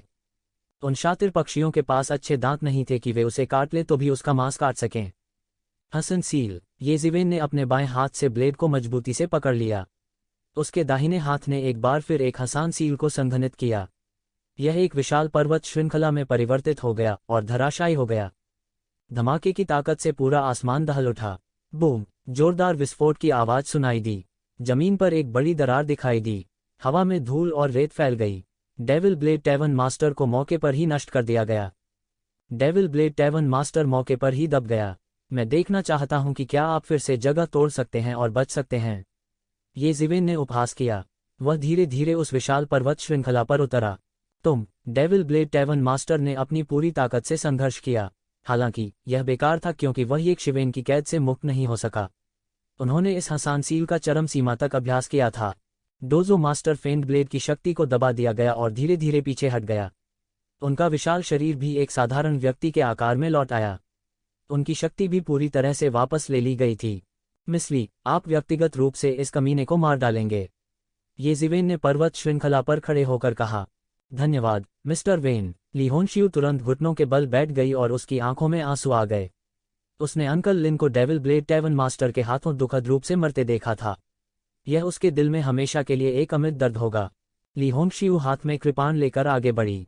जैसे ही उसने कहा, डेविल ब्लेड टैवन मास्टर, तुमने कभी नहीं सोचा होगा कि तुम्हारा अंत इस तरह होगा। विजेता सब कुछ लेता है, कहने के लिए और कुछ नहीं है। डेविल ब्लेड टैवन मास्टर हिल नहीं सकता था। हालांकि वह ली होंशियू के सामने अपना सिर झुकाने को तैयार नहीं था। अगर ऐसा है तो भाड़ में जाओ, ली होंशियू नाजुक आवाज में चिल्लाया। अपना हाथ उठाओ और कृपाण गिर जाती है। मौके पर ही डेविल ब्लेड टैवन मास्टर का सिर काट दिया गया। यह लुढ़क गया। उसकी आत्मा नष्ट हो गई थी। डेविल ब्लेड टैवन मास्टर को मारने के बाद ये जीवेन ने राहत की सांस ली। धन्यवाद, मिस्टर वेन, बदला लेने में मेरी मदद करने के लिए। ली होंशियू ने झुककर कहा। यह कुछ भी नहीं है। यह निश्चित रूप से किसी के पैसे लेने और आपदा से छुटकारा पाने की बात है, ये जीवेन ने कहा। ली होंशी ने आह भरी। वो ये शिवेन का अर्थ कैसे नहीं समझ सकती थी। वह उनके साथ गहरा रिश्ता नहीं रखना चाहता था। इसके बारे में सोचें, ऐसी कोई आकृति नहीं थी जिसे उनका छोटा मंदिर समा सके। ऐसा बेजोड़ आंकड़ा कुछ ऐसा नहीं था जिसे वे बिल्कुल भी समायोजित कर सकें। वास्तव में कैस सिटी भी उसे समायोजित नहीं कर सका। उसे इस समय ये शिवेन की पहचान के बारे में थोड़ा सा अनुमान था। इस तरह के एक उत्कृष्ट व्यक्ति केवल ये परिवार जैसे एक महान व्यक्ति में ही प्रकट हो सकते हैं। उसका उपनाम ये नहीं था। हालांकि ये परिवार के कई सहायक कबीले भी थे, इसलिए उनके बीच ऐसी अद्भुत प्रतिभा का प्रकट होना कठिन नहीं था। यह सामान्य ज्ञान था कि इनमें से कई कुलों का ये परिवार के साथ विवाह गठबंधन था, इसलिए कमोबेश उनके शरीर में ये परिवार का खून बहता है। आप इस फीनिक्स हड्डी को अपने साथ ले जा सकते हैं। ये जीवेन ने फीनिक्स की एक हड्डी निकाली और ली होंशियू को सौंप दी। धन्यवाद, मिस्टर वेन। मेरे पिता बिस्तर पर हैं। अंकल लिन और कई अन्य विशेषज्ञ इस मामले की वजह से गिर गए हैं। मैं अब जा रहा हूं। मुझे नहीं पता कि मिस्टर वेन मेरे साथ आना चाहेंगे, ली होंशी ने पूछा। नहीं, तुम पहले जा सकते हो। मुझे अभी भी कुछ करना है, ये जीवेन ने कहा। अल्पविराम। पूरी अराजक भूमि और भी अराजक हो गई थी, जबकि ये जीवेन, ली होंशियू और अन्य 1 महीने के लिए घाटी में फंस गए थे। कई विशेषज्ञ डिस्कॉर्ड सिटी में प्रवेश कर चुके थे। इसलिए उन्होंने अनिवार्य रूप से स्वर्गीय खजाने के लिए लड़ना शुरू कर दिया था। अराजक भूमि के केंद्र में अराजक पर्वत में दिव्य प्रकाश टिमटिमा रहा है। ऐसा लगता है कि किसी ने अराजक पर्वत में पौराणिक भगवान की छाया खोज ली है। अराजक पर्वत में किसी को एक भयानक प्राणी का सामना करना पड़ा। केवल एक व्यक्ति पूरी टीम से बचने में कामयाब रहा। अराजक भूमि में अफवाहें फैलने लगीं, और इन अफवाहों का लक्ष्य अराजक पर्वत था। कुछ लोगों ने कहा कि अराजक पर्वत शैतान भगवान द्वारा पीछे छोड़े गए खजाने और रहस्यों को छुपाता है। कुछ लोगों ने यह भी कहा कि अराजक पर्वत में एक असाधारण जीव सोया पड़ा था। तरह तरह की अफवाहें थीं, और यह बताना मुश्किल था कि सच क्या है। हालांकि इसने फ्रिंज के विशेषज्ञों को अराजकता के पर्वत के करीब जाने से नहीं रोका। बहुत जल्दी ऐसी अफवाहें फैली कि पूरी अराजक पर्वत श्रृंखला बहुरंगी रोशनी से भर गई है और भयानक दहाड़ें हल्की फुल्की सुनी जा सकती हैं। ऐसी अफवाहें भी थीं कि अराजक पर्वत श्रृंखला में एक स्वर्ग कंपाने वाली लड़ाई हुई थी। अराजक पहाड़ों में सैकड़ों और हजारों विशेषज्ञ एकत्रित हुए थे। एक समय के लिए संपूर्ण अराजक पर्वत एक कठोर आभा से भर गया था। हालांकि फ्रिंज के मध्य क्षेत्र के रूप में अराजकता का पर्वत एक साधारण पर्वत श्रृंखला से अलग नहीं था। वास्तव में यह एक साधारण पर्वत श्रृंखला से भी अधिक मुरझाया हुआ था। जमीन पर कुछ बजरी भी पड़ी थी। ऐसा नहीं लगता था कि यह पौराणिक बहुरंगी रोशनी और भयानक गर्जना से मेल खाता है जो आकाश को भरता है। केंद्र में केवल रक्त का एक पूल था जो भयानक दबाव का उत्सर्जन कर रहा था। काले सोने की किस्में के साथ मिश्रित था, जैसे कि इसे किसी ने उड़ा दिया हो। कुछ लोगों ने खून के पूल को इकट्ठा करने की कोशिश की, केवल बेवकूफ़ बनने के लिए। यह एक शीर्ष स्तर का विशेषज्ञ था जो आकाशीय क्षेत्र में आधा कदम था, फिर भी वह वास्तव में खून के एक पूल द्वारा एक बेवकूफ़ में झटका दिया गया था। हर कोई हैरान रह गया। हालांकि खून के इस पूल के अलावा कुछ भी सामान्य नहीं लग रहा था। यह पौराणिक भगवान के रक्त की तरह क्यों दिखता है? यह असीम दबाव और अत्यंत भयानक है। किसी ने अनुमान लगाया, असंभव, भगवान का खून सुनहरा है, यहाँ तक कि एक दानव भगवान का खून भी सुनहरे रंग का होता है। ऐसा काला सोना होना असंभव है। एक जानकार ने तुरंत मना कर दिया। देवता अनिवार्य रूप से एक प्रकार के जीवित प्राणी थे। भले ही वे अलग अलग जातियों और अलग अलग मार्शल आर्ट से थे, वे अनिवार्य रूप से एक ही चीज थे। वे ऐसे अस्तित्व थे जो सामान्य जीवित प्राणियों से परे थे। क्या यह किसी अज्ञात आदिम प्राणी का खून हो सकता है? मुझे याद है कि खून का यह पूल हमारे पूर्ववर्तियों के व्यक्तिगत रिकॉर्ड में दर्ज नहीं था, तो यह स्पष्ट रूप से अतीत में मौजूद नहीं था। उद्धरण चिन्ह। किसी ने ऐसी अटकल लगाई थी। बहुत से लोग सहमत और सहमत हुए। यह असंभव नहीं था क्योंकि बहुत से लोग जानते थे कि यह अराजक पत्थर बहुत लंबे समय से अस्तित्व में था। वास्तव में बहुत से लोग इतिहास के एक निश्चित काल के बारे में जानते ही नहीं थे। ये ज़िवेन की भी भौहें तंग गईं। वह खून के इस पूल के बारे में भी नहीं जानता था। उन्हें इस बात का अंदेशा था कि अगर ये मुँह यहाँ होते तो उन्हें निश्चित रूप से इसके बारे में पता चल जाता। दुर्भाग्य से वह गहरी नींद में सो गया था। वह नहीं जानता था कि वह फिर कब जागेगा। ये ज़िवेन आह भरने से खुद को रोक नहीं सकी। इस समय आकाश में एक अतुलनीय अत्याचारी आकृति चुपचाप भीड़ में गिर गई। वह लगभग एक पल में भीड़ में दिखाई दिया। यह काले कपड़े पहने एक बूढ़ा आदमी था। उसकी दृष्टि साधारण थी और उसमें कुछ विशेष नहीं था। हालांकि कई लोग जिन पर उसकी नज़र पड़ी तुरंत ठंडे पसीने से तर हो गए। उन्होंने महसूस किया कि उनके शरीर सुन्न हो गए हैं और वे हिलने डुलने में असमर्थ हैं। यह ब्लड नाइट टावर मास्टर है। वह यहाँ क्यों है? इसी दौरान किसी ने इस वृद्ध की पहचान कर ली। वह ब्लड नाइट टावर मास्टर था। पूरे कैस सिटी में शीर्ष 10 बलों में से एक था। ऐसा कहा जाता था कि blood night tower master hidden devil कबीले का एक शीर्ष विशेषज्ञ था जो 8 महान दानव कुलों में से एक था। 8 महान दानव कुलों में फॉलन एंजल कबीला अपनी कम संख्या के लोगों के लिए प्रसिद्ध था। मूल रूप से हिडन डेविल कबीले में अधिकतम 100,000 से अधिक लोग नहीं थे। यह कहा जा सकता है कि वे एक छोटे पैमाने के दानव कबीले से हीन थे, लेकिन फिर भी हिडन डेविल कबीले को 8 महान दानव कुलों में से एक के रूप में स्थान दिया गया था। सबसे बड़ा कारण यह था कि शैतान के दायरे में उनकी हत्या करने की तकनीक अद्वितीय थी। यहाँ तक सबसे शक्तिशाली दानव देवताओं ने भी यह कहने की हिम्मत नहीं की कि वे अंधेरे में चलने वाले इन हथियारों की हत्या से बच सकते हैं। सबसे असामान्य बात यह थी कि छिपे हुए शैतान कबीले के ये सदस्य अक्सर उन लोगों की हत्या कर सकते थे जो उनसे उच्च पद के थे। इसलिए ये छिपे हुए शैतान कबीले के सदस्य अक्सर सबसे कठिन विरोधियों से निपटने के लिए थे। कैस सिटी में ब्लड नाइट टावर मास्टर भी सबसे कठिन शीर्ष विशेषज्ञों में से एक था। ब्लड नाइट टावर मास्टर ने दूसरों की ओर देखा तक नहीं। उसने बस खून के पूल को देखा और चुप्पी साध ली। कोई बात नहीं, पहले खून के इस पूल को हटा दें। इस समय ब्लड नाइट टावर मास्टर ने अपना हाथ हिलाया और खून के पूल को दूर करने वाला था। ब्लड नाइट टावर मास्टर की बड़ी भूख है खून का इतना बड़ा पूल। कम से कम हमारे लिए कुछ तो छोड़ दो। इस समय एक आकृति आसमान से गिरी और जमीन पर आ गिरी।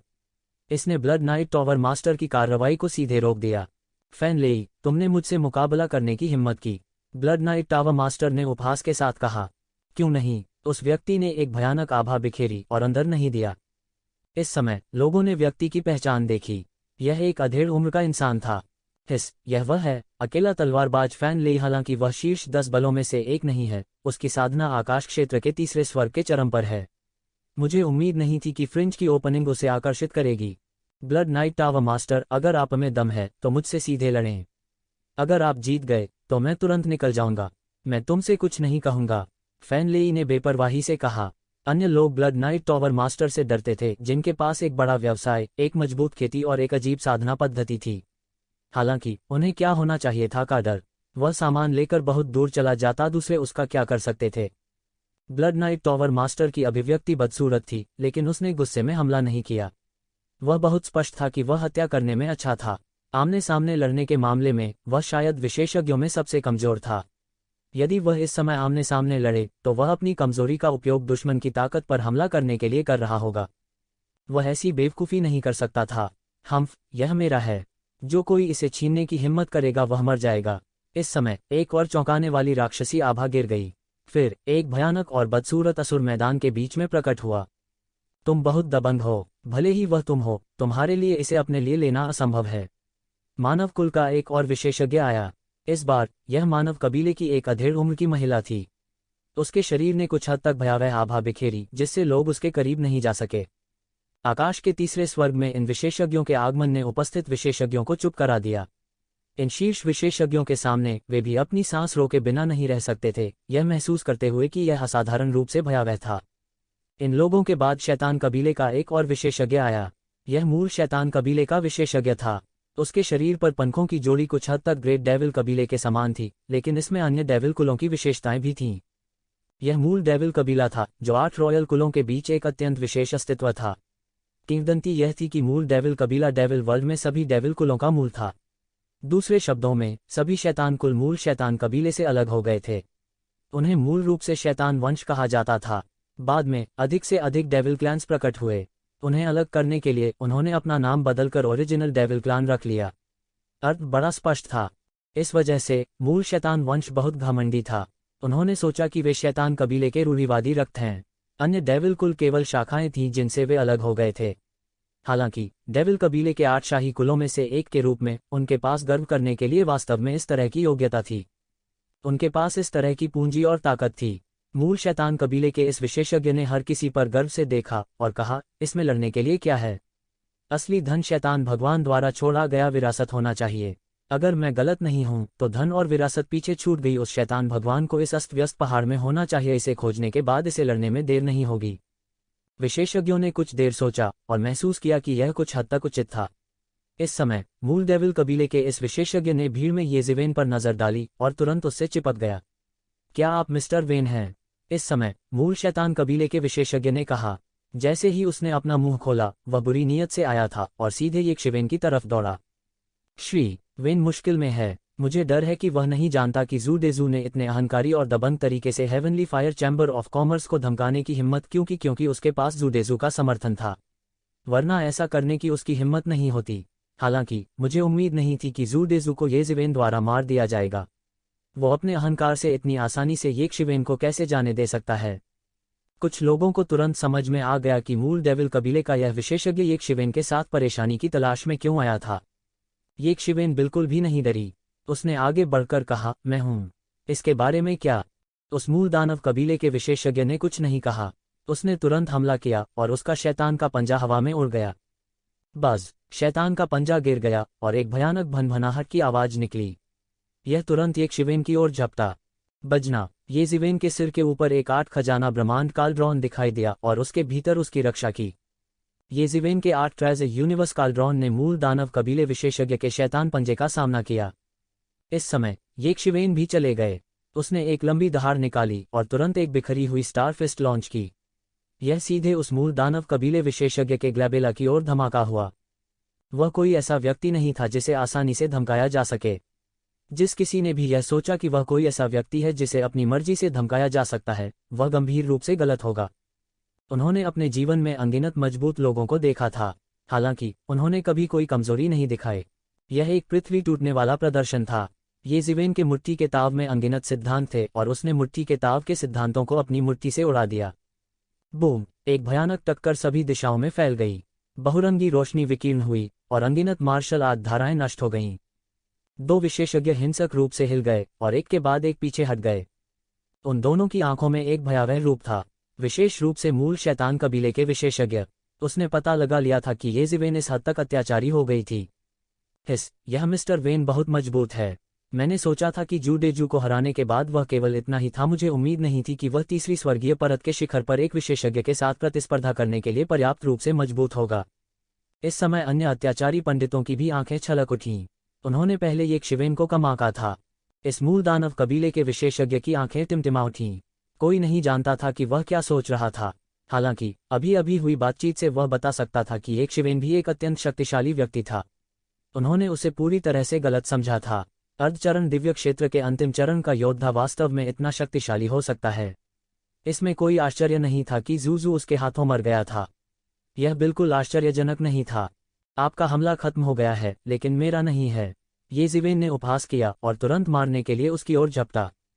उसकी उंगली के एक बिंदु के साथ एक विशाल पिंजरा दिखाई दिया। स्वर्ग कैद उंगली। एक पल में मूल दानव जनजाति के विशेषज्ञ कैद में लग रहे थे, हिलने डुलने में असमर्थ थे। यह ऐसा था मानो उनके शरीर कीचड़ में धंस गए हों, हिलने डुलने में असमर्थ हों। जैसे ही उंगली उसके शरीर को छूने वाली थी, मूल दानव कबीले का विशेषज्ञ चला गया। जोर की दहाड़ के साथ उसने मुक्का मारा। बूम! येज़ेवेन ने पिंजरे की ओर अपनी उंगली उठाई और वह एक जोरदार धमाके के साथ ढह गया। यह दो पियरलेस एक्सपर्ट्स के बीच की लड़ाई थी। मूल दानव कबीले के विशेषज्ञ डरे हुए थे। हालांकि येज़ेवेन भी एक क्षमाशील व्यक्ति थी। वह मूल दानव कबीले के इस विशेषज्ञ को इतनी आसानी से कैसे जाने दे सकता है। बस, आज हम यहाँ आपस में झगड़ने नहीं आए, सुंदर मानव महिला ने इस समय कहा। हालांकि उसका सुंदर चेहरा पाले की तरह ठंडा था और वह उन दोनों के बीच खड़ी थी। मूल दानव कबीले के विशेषज्ञ और येज़ेवेन एक दूसरे को बहुत ही अमित्रतापूर्ण भावों से देखते थे। हालांकि दोनों में से किसी ने आगे कोई कदम नहीं उठाया। मूल दानव कबीले के विशेषज्ञों के लिए जूडेजू की खातिर येज़ेवेन को नाराज करना कुछ हद तक इसके लायक नहीं था। अगर येज़ेवेन का क्षमाशील और दबंग रवैया नहीं होता तो वह बहुत पहले ही हार मान चुका होता। येज़ेवेन के लिए इस बार अपनी प्रतिष्ठा स्थापित करना किसी और चीज से ज्यादा महत्वपूर्ण था। ऐसा परिणाम प्राप्त करने के लिए यह पर्याप्त था। उसी समय दूरी में शून्य में तीन आकृतियां दिखाई दीं। वे भीड़ में येशिवेन को देख रहे थे। वे दानव दमन शहर के तीन विशेषज्ञ थे। निश्चित रूप से यह छोटा हरामी है। इस समय तीनों में से तीसरे ने कहा। उसकी आंखें मारने के इरादे से चमक रही थीं। मुझे उम्मीद नहीं थी कि वह इस हद तक बढ़ गया है। यहाँ तक कि स्वर्ग के तीसरे आकाश के विशेषज्ञ भी उसका कुछ नहीं कर सकते। अगर वह इसी तरह बढ़ता रहा, यह कितना भयानक होगा। क्या हमें नीचे जाकर उसे अभी मार देना चाहिए? तीनों में से दूसरे ने हत्या के इरादे से कहा। ऐसे व्यक्ति को पालने में गला घोंट देना चाहिए। जल्दी क्या है? आज वह नहीं, वे सभी को मरना चाहिए। इस खबर को फैलाना नहीं चाहिए, अन्यथा यह बहुत परेशानी का विषय होगा। इस समय तीनों में से सबसे बड़े ने कहा, मैंने पहले ही ब्लड नाइट टॉवर लॉर्ड को एक संदेश भेज दिया है। मुझे विश्वास है कि वह जानता है कि क्या करना है। वह चीज हमारे द्वारा घायल हो गई है, लेकिन यह सील में बच गई है। अब इसे लुभाना आसान नहीं होगा। तो बड़े भाई, आपने उन सबको यहाँ लुभाने के लिए एक झूठा संदेश भेजा। हाँ, उन्हें पता होना चाहिए कि वे पहले से ही मौत के दरवाजे पर हैं, लेकिन वे इसे नहीं जानते। तीसरे ने जोर से हंसते हुए कहा। उसने दूर से लोगों के समूह को देखा, जैसे वह मरे हुए लोगों के समूह को देख रहा हो। इसे झूठी खबर नहीं माना जा सकता है। कम से कम इसमें से कुछ सच है।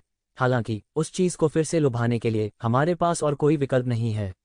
भाई, ये कूंग अब एक महत्वपूर्ण क्षण में हैं। उन्हें उस चीज की जरूरत है। सबसे बड़े के चेहरे पर भी थोड़ा गर्व था। आज इन लोगों को मर जाना चाहिए, और वह छोटा हरामी उनमें से एक है। वह कुछ भी नहीं है। हमें उसके साथ विशेष व्यवहार करने की आवश्यकता नहीं है। वह भी मर जाएगा। मैदान में आखिरकार दोनों के बीच टकराव बंद हो गया। कई शीर्ष विशेषज्ञ बेहोश होकर बीच में खड़े थे। अभी अभी हुई लड़ाई के कारण येज़ेवेन को भी इस मंडली में शामिल होने की अनुमति दी गई थी। उनके बाहर सैकड़ों और हजारों विशेषज्ञ खड़े थे। वे कैस सिटी के विशेषज्ञों के शीर्ष समूह थे। सब चुपचाप वहीं खड़े रहे। सभी की दिव्य संवेदना अराजक पर्वत श्रृंखला को पहले ही पार कर चुकी थी। हालांकि चाहे वे कैसे भी बह गए, उन्हें कोई सुराग नहीं मिला। यह अराजक पर्वत श्रृंखला किसी भी अन्य बंजर पर्वत श्रृंखला की तरह ही थी। इसमें कोई खास बात नहीं थी। मेरे पास जानकारी का एक स्रोत है। इस समय ब्लड नाइट टॉवर मास्टर अचानक खड़े हुए और बोले। सबकी निगाहें एक साथ उस पर टिक गईं। हालांकि इस समय ब्लड नाइट टॉवर मास्टर ने इस समय शांति से कहा, इस जगह के नीचे एक दानव भगवान का धन और सारी विरासत दबी हुई है। हालांकि अगर हम इसे खोलना चाहते हैं तो हमारे पास पर्याप्त रक्त बलिदान होना चाहिए।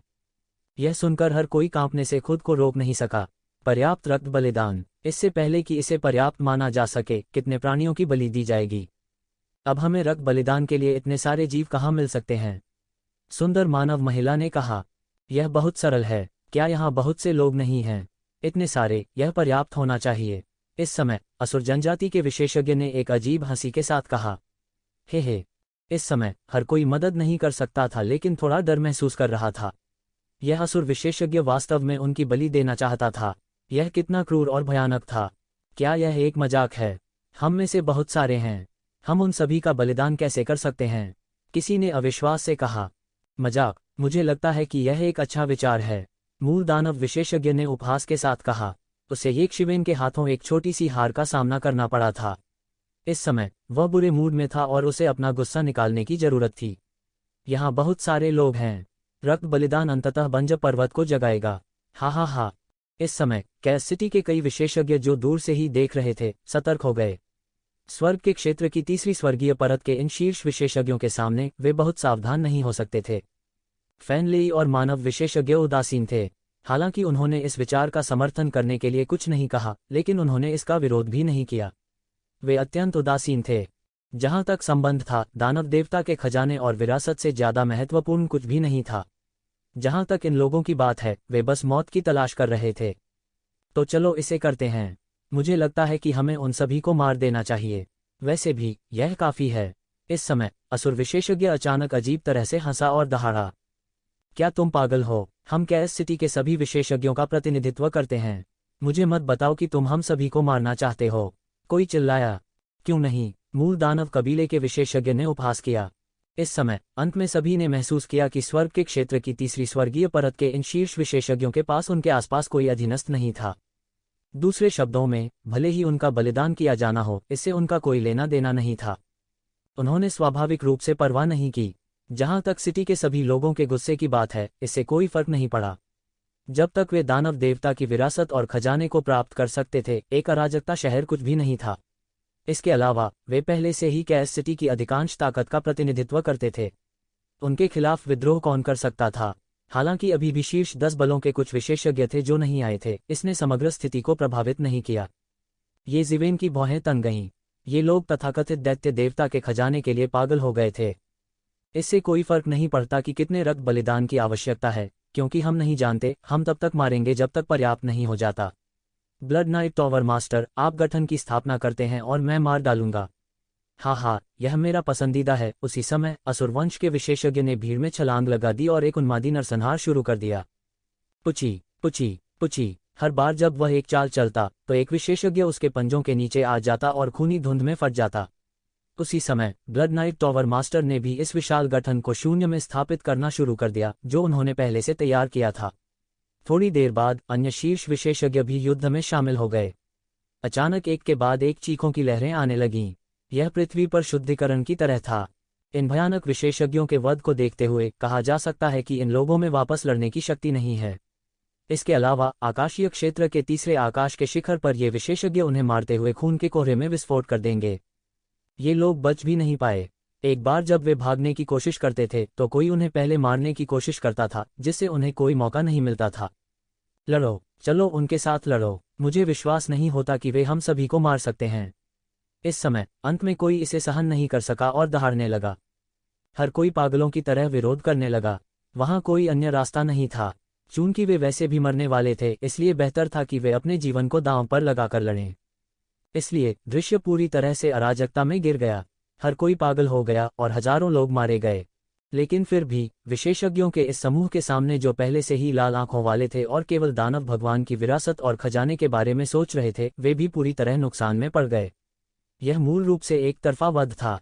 खूनी आभा चुपचाप हवा में व्याप्त होने लगी। यह अज्ञात था कि कितने लोग मारे गए और खून के कोहरे के ढेर में विस्फोट हो गया। पूरी हवा खूनी आभा के द्रव्यमान से भर गई थी। ये शिवेन चुपचाप किनारे से देखते रहे और किसी भी पक्ष में शामिल होने का चुनाव नहीं किया।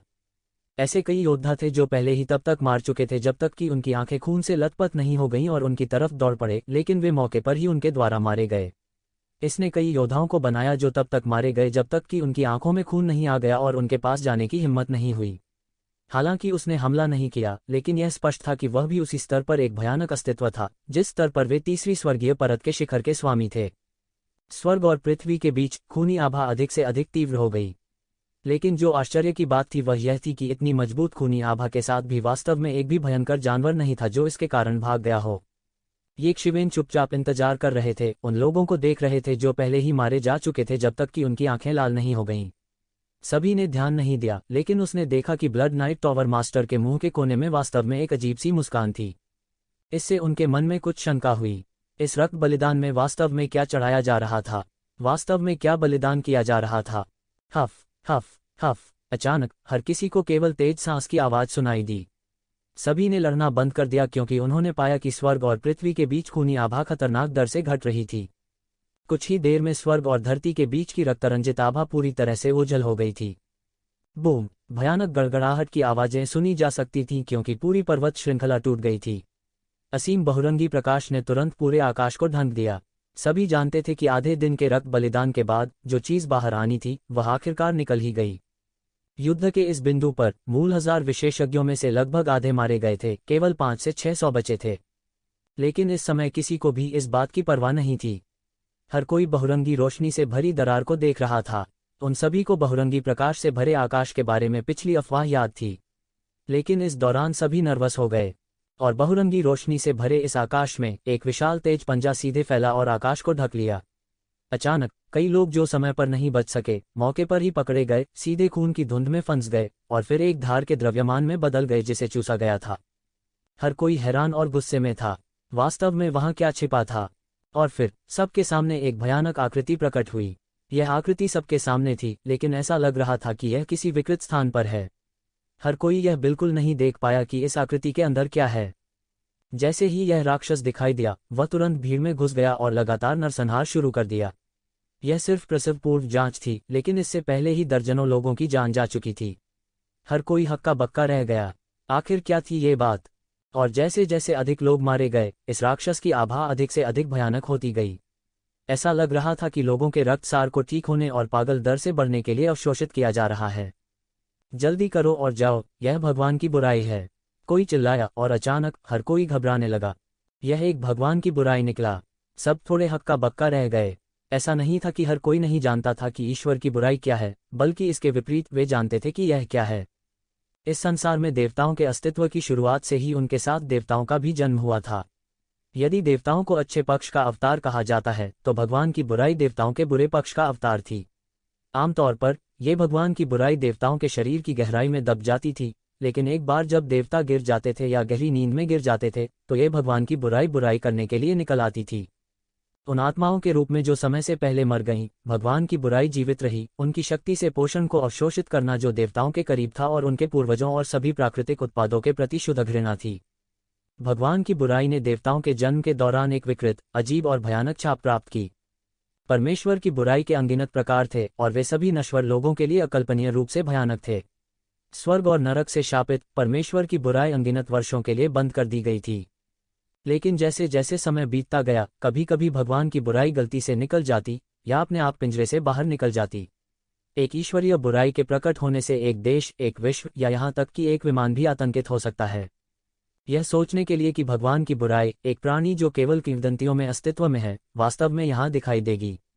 क्या ऐसा हो सकता है कि वास्तव में एक दानव भगवान को यहाँ दफनाया गया हो? मूल रूप से दानव भगवान के बारे में अफवाहें सिर्फ विश्वास और अविश्वास के बीच थीं। आखिरकार इतने वर्षों की किंवदंतियों के बाद किसी ने वास्तव में तथाकथित विरासत और धन सहित दानव भगवान को नहीं देखा था। जहां तक बात का प्रश्न था कि क्या वास्तव में दानव ईश्वर का अस्तित्व है, बहुत से लोग बहुत संशय में थे। लेकिन अब अगर एक दानव भगवान को वास्तव में यहाँ दफनाया गया होता तो एक भगवान की दुष्टता का प्रकटन बिल्कुल भी अजीब नहीं होता। लेकिन वास्तव में भयानक बात यह थी कि ईश्वर की बुराई देवताओं के बुरे पक्ष का अवतार थी। हालांकि यह केवल एक अवतार था, लेकिन इसमें भयानक ताकत थी जिसकी तुलना कोई नहीं कर सकता था। जिस क्षण से यह प्रकट हुआ, कोई भी इसका मुकाबला नहीं कर सका। इसके विपरीत वे पूरी तरह से हार गए। वह जहां भी जाएगा वहां आतंक का राज होगा। इस समय सभी को अंत में खून की बूंद याद आ गई। वह काला और सुनहरा रंग देवताओं का खून नहीं है, बल्कि भगवान की बुराई का खून है। स्वर्ग, हमने किस तरह के राक्षस को उकसाया है। भागो भागो भागो, अराजकता की भूमि से भागो। अराजकता की पूरी भूमि सुरक्षित नहीं है। हर कोई हक्का बक्का रह गया कि ईश्वर की बुराई ने फिर हमला किया। उसके पंजे की एक चोट से सारी दुनिया का रंग बदल गया और एक बड़ी दरार दिखाई दी। पलक झपकते ही 100 से ज्यादा लोग कुचल गए। वे बच भी नहीं पाए। सभी बदहवास होकर भाग रहे थे। यहां तक ब्लडी नाइट टॉवर मास्टर और अन्य जो बेहुदा वध कर रहे थे, कोई अपवाद नहीं थे। इस समय ये जिवेन और अन्य लोग भी पागलों की तरह भाग रहे थे। यह एक ईश्वरीय बुराई थी, इसलिए चाहे जो भी हो, यह हर किसी की तुलना में कहीं अधिक भयानक था। पीछे भगवान की बुराई गर्म पीछा कर रही थी। यह भीड़ में घुस गया और नरसंहार शुरू कर दिया।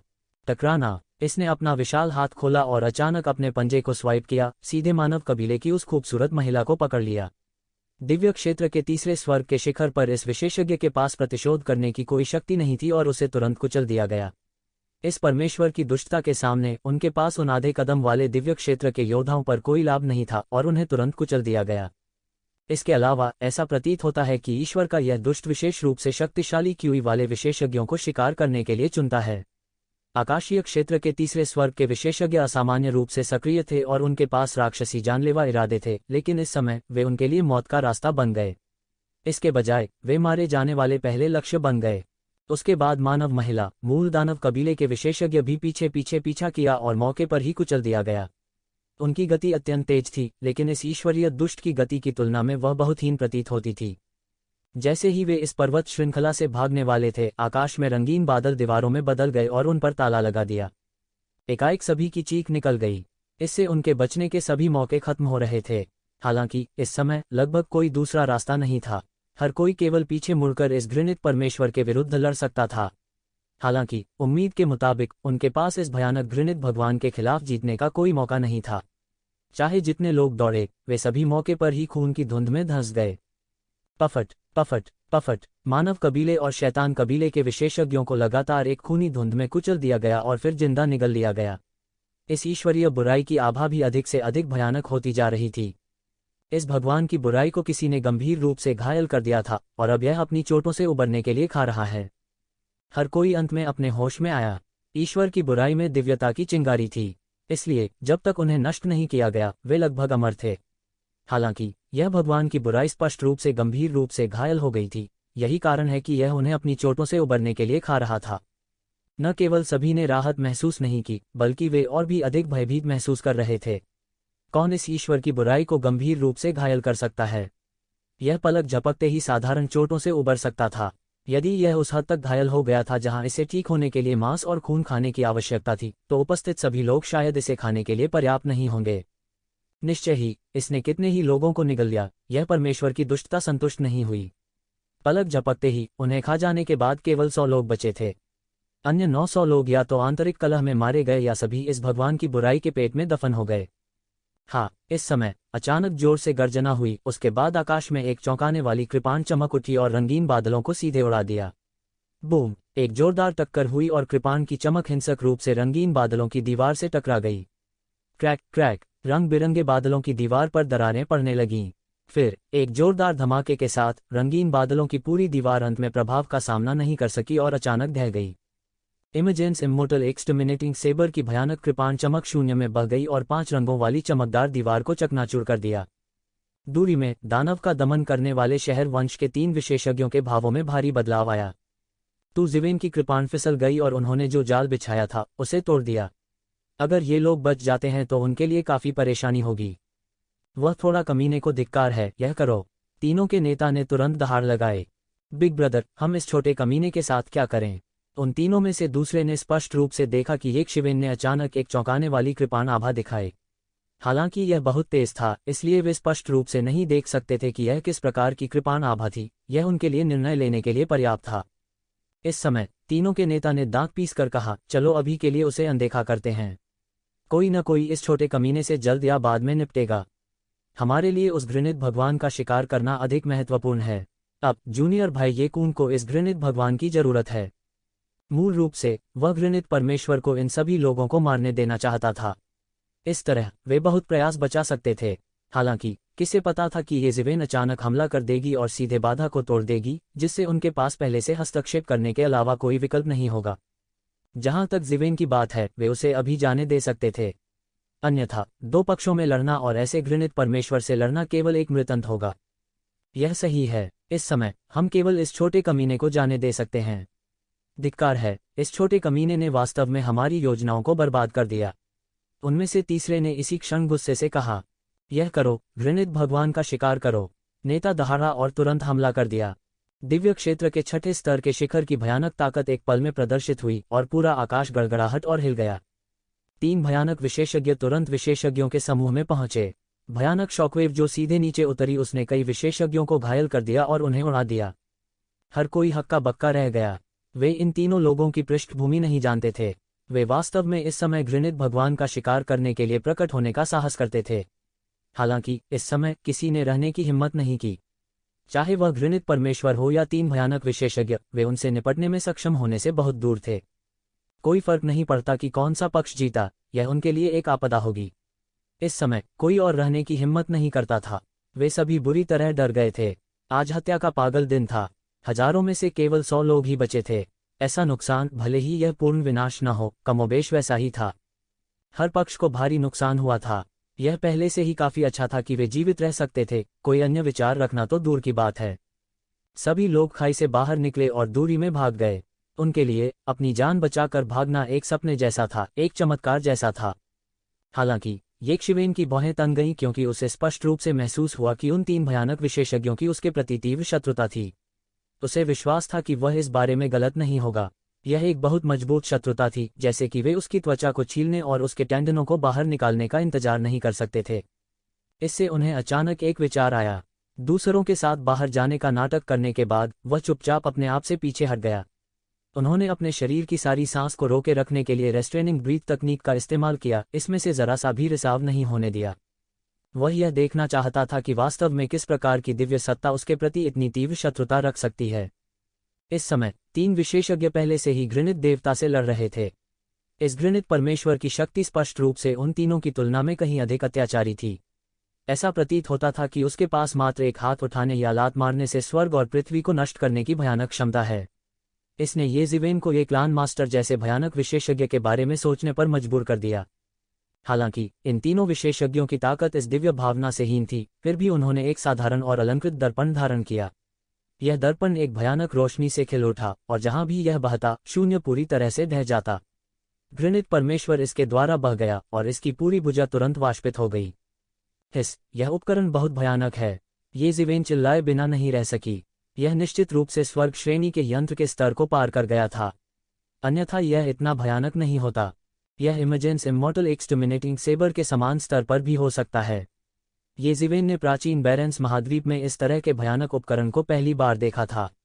ऐसा साधन निश्चित रूप से एक भयानक अस्तित्व था जो एक गुट के भाग्य को दबा सकता था। भले ही एक क्लान ट्रू मार्शल डोमेन की तुलना में अनगिनत गुना अधिक अत्याचारी था, फिर भी उनके लिए इस तरह के उपकरण को लापरवाही से निकालना असंभव था।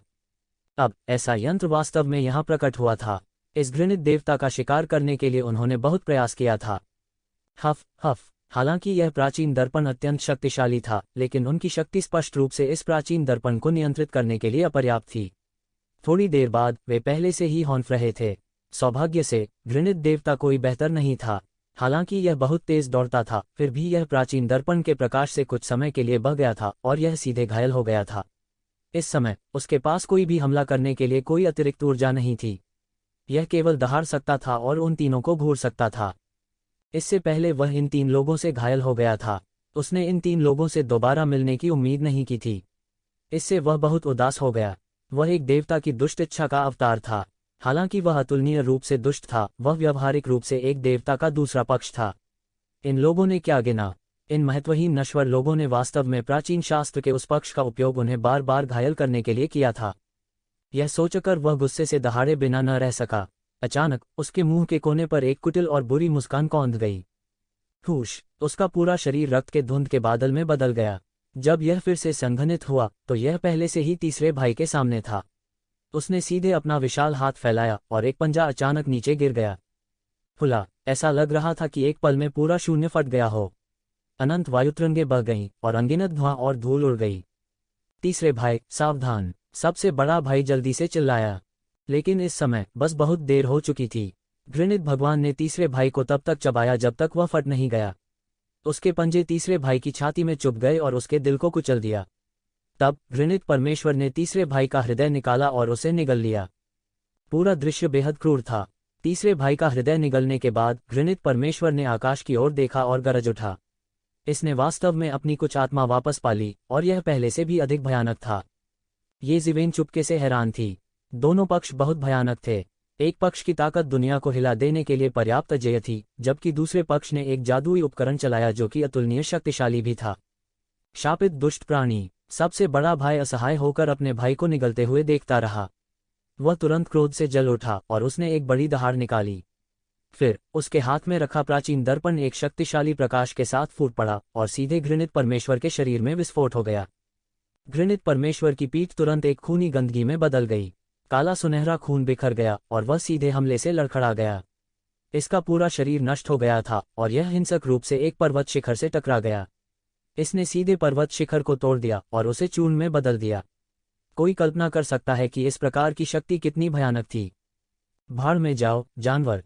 दूसरा भाई भी क्रोध से जल रहा था और वह घृणित परमेश्वर की ओर फूटा। उसकी हथेली एक विशाल पर्वत में बदल गई और वह नीचे गिर गया। बूम! घृणित परमेश्वर ने आकाश की ओर देखा और गरज उठा। एक पल में इसने हमला किया और इसने एक मुक्का मारा। बूम! ऐसा लग रहा था कि सारा आसमान एकाएक ढह गया है। उस पहाड़ को उड़ा दिया गया था और दूसरे भाई को खून की धुंध के बादल में उड़ा दिया गया था। इसके तुरंत बाद घृणित भगवान ने अपना मुंह खोला और चूसा और खून की धुंध का बादल उसी स्थान पर उसके पेट में समा गया। इसके चेहरे पर लालसा के भाव थे। दिव्य क्षेत्र के छठे स्वर्ग में एक विशेषज्ञ के रक्तसार की गुणवत्ता स्वाभाविक रूप से अर्धचरणीय दिव्य क्षेत्र और दिव्य क्षेत्र की तुलना में बहुत बेहतर थी। यह लगभग कहा जा सकता है कि एक घृणित परमेश्वर उन सभी को बदल सकता है। दुर्भाग्य से वास्तविक समस्या यह थी कि उनमें से बहुत कम थे। तीसरे भाई को मिलाकर उनमें से केवल 2 ही थे। उसने बड़े भाई को लगभग तुरंत देखा और उसकी आंखें लालच से भर गईं। मरो, तुम जानवर! सबसे बड़े भाई ने जोर से दहाड़ लगाई और उसके हाथ में प्राचीन दर्पण से प्रकाश लगातार बहता रहा। आसमान गिर गया और धरती हर जगह फट गई। नीचे मूल रूप से प्रतिबंध थे, लेकिन इस समय वे भी पूरी तरह से बिखर गए थे। आकाश और पृथ्वी पूरी तरह से टुकड़े टुकड़े हो गए। इतनी भयानक विनाशकारी शक्ति का सामना करने में प्रतिबंध भी असमर्थ थे। दूर से यह असाधारण रूप से भयानक लग रहा था और यहाँ तक कि अराजकता भी फैल रही थी। ये शिवेन के पास और भी दूर छिपने के अलावा कोई चारा नहीं था। वह स्थान जहां वह पहले था वह भी पूरी तरह से ढह चुका था।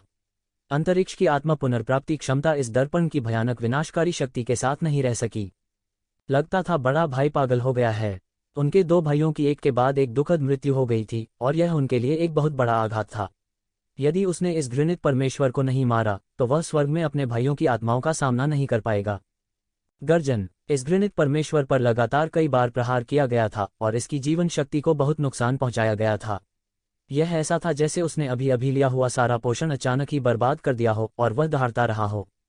उसके शरीर में अनगिनत ऊर्जा के गोले एक उन्माद में उड़ गए और फिर आकाश में एक विशाल ऊर्जा का गोला बन गया जो सबसे बड़े भाई की ओर फटा।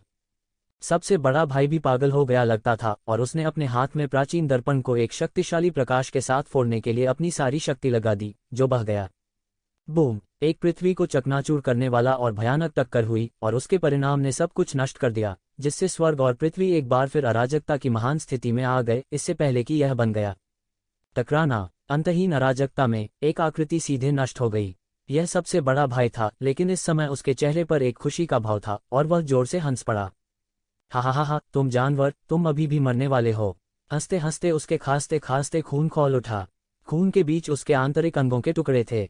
उस भयानक टक्कर से उसके आंतरिक अंग पूरी तरह से चकनाचूर हो गए थे और वह खून की खांसी करता रहा।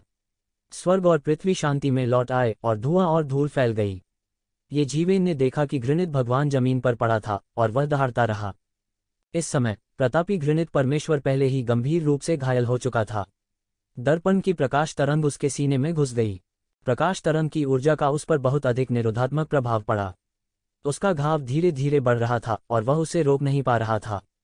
हा जानवर, अंत में तुम अभी भी मेरे हाथों में गिर गए। नेता बड़ी मुश्किल से खड़ा हुआ और तुरंत हाथ की मुहर बना ली।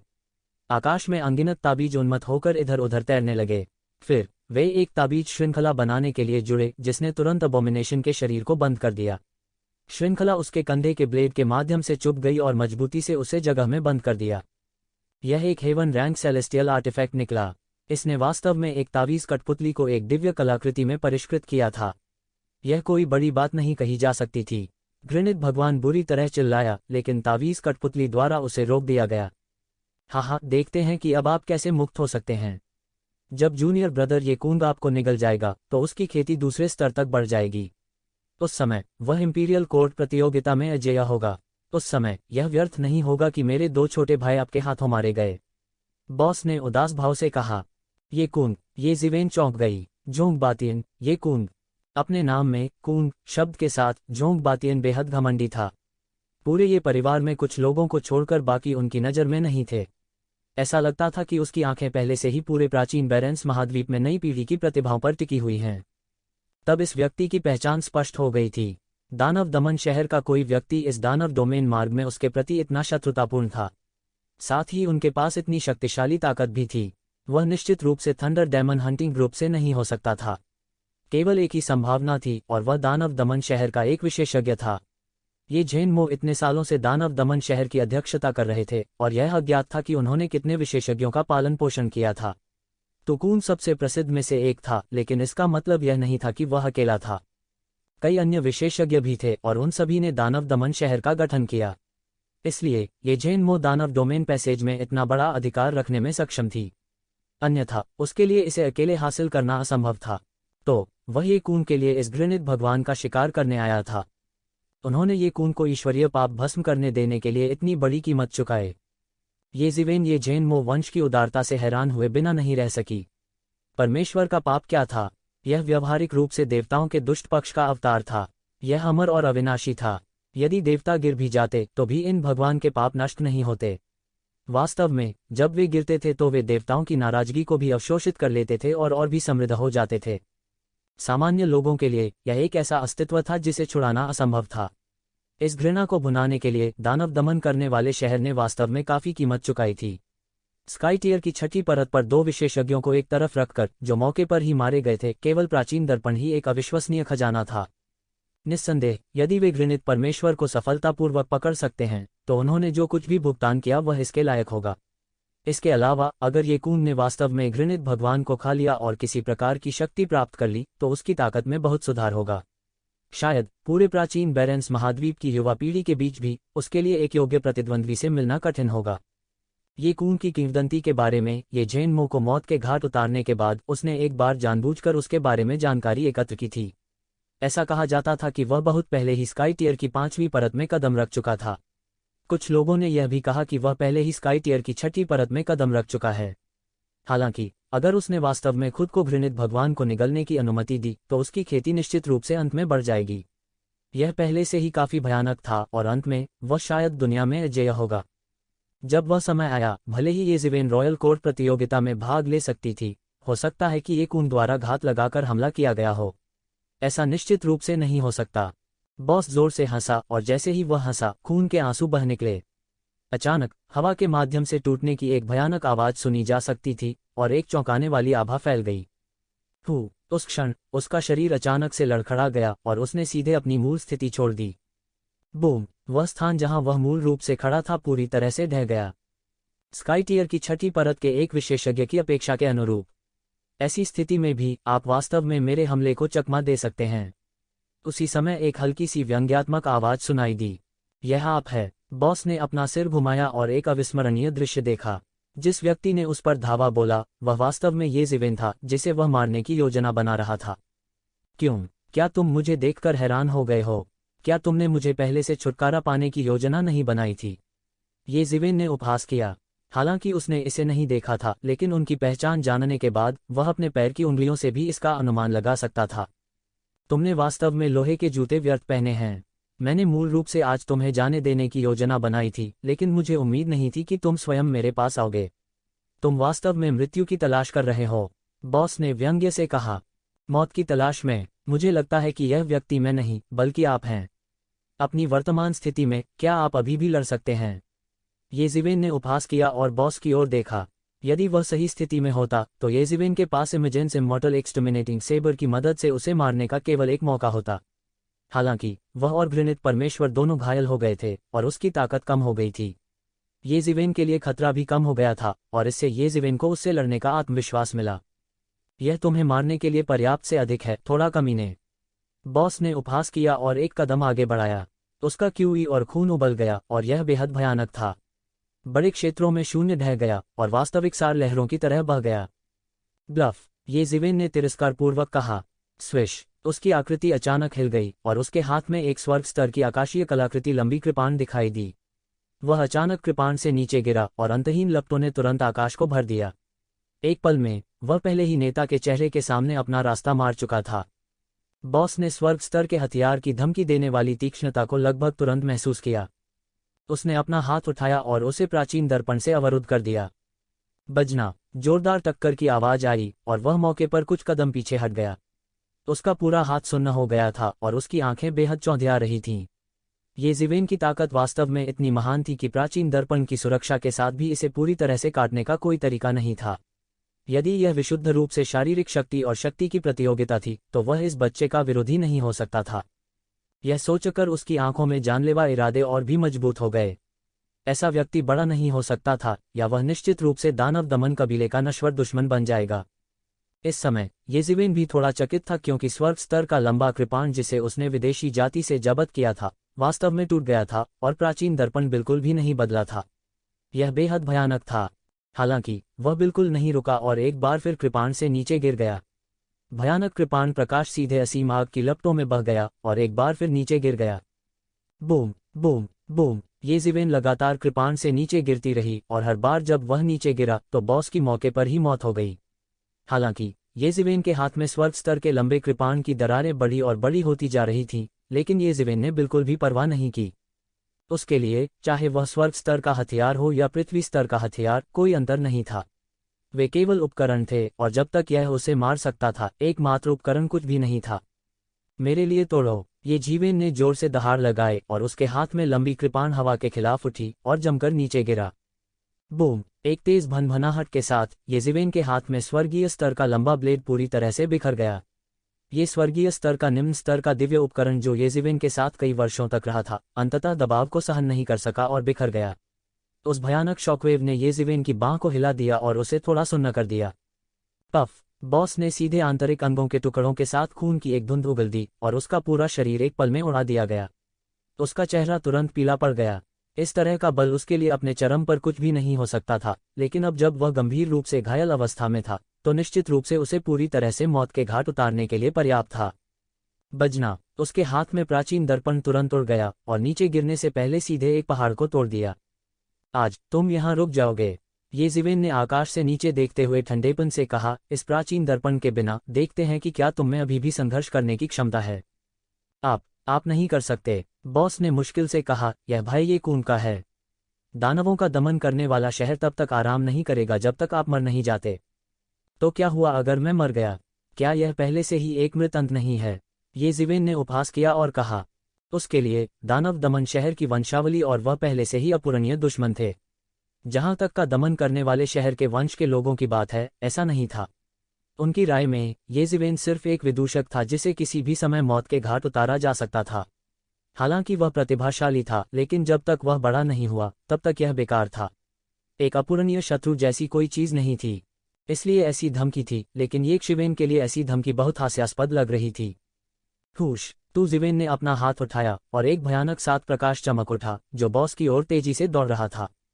बूम, बॉस, जो पहले से ही गंभीर रूप से घायल था, येज़िवेन के लगातार वार का सामना कैसे कर सकता था? येज़िवेन की ऊर्जा से उसे सीधे जमीन पर पटक दिया गया और उसकी आंखें खुली रह गईं। अब तक वह अभी भी कल्पना नहीं कर सकता था कि अंत में वह येज़िवेन के हाथों मर जाएगा। उसकी आंखों में एक चींटी। जिस घृणा को उसने बड़ी मेहनत से हथिया लिया था, वह अब येज़िवेन के लिए युद्ध की लूट बन गई थी। ये शिवेन ने बॉस की तरफ देखा तक नहीं और बस उस पर सारी दौलत लूट ली। वहां सैकड़ों अरबों स्पिरिट क्रिस्टल थे और वे सभी येजिवेन के हाथों में पड़ गए, जिससे येजिवेन अभूतपूर्व रूप से समृद्ध हो गए। हालांकि घृणित के लिए ये लाभ कुछ भी नहीं थे। यह सबसे बड़ा खजाना था जो येजिवेन को इस यात्रा पर मिला था।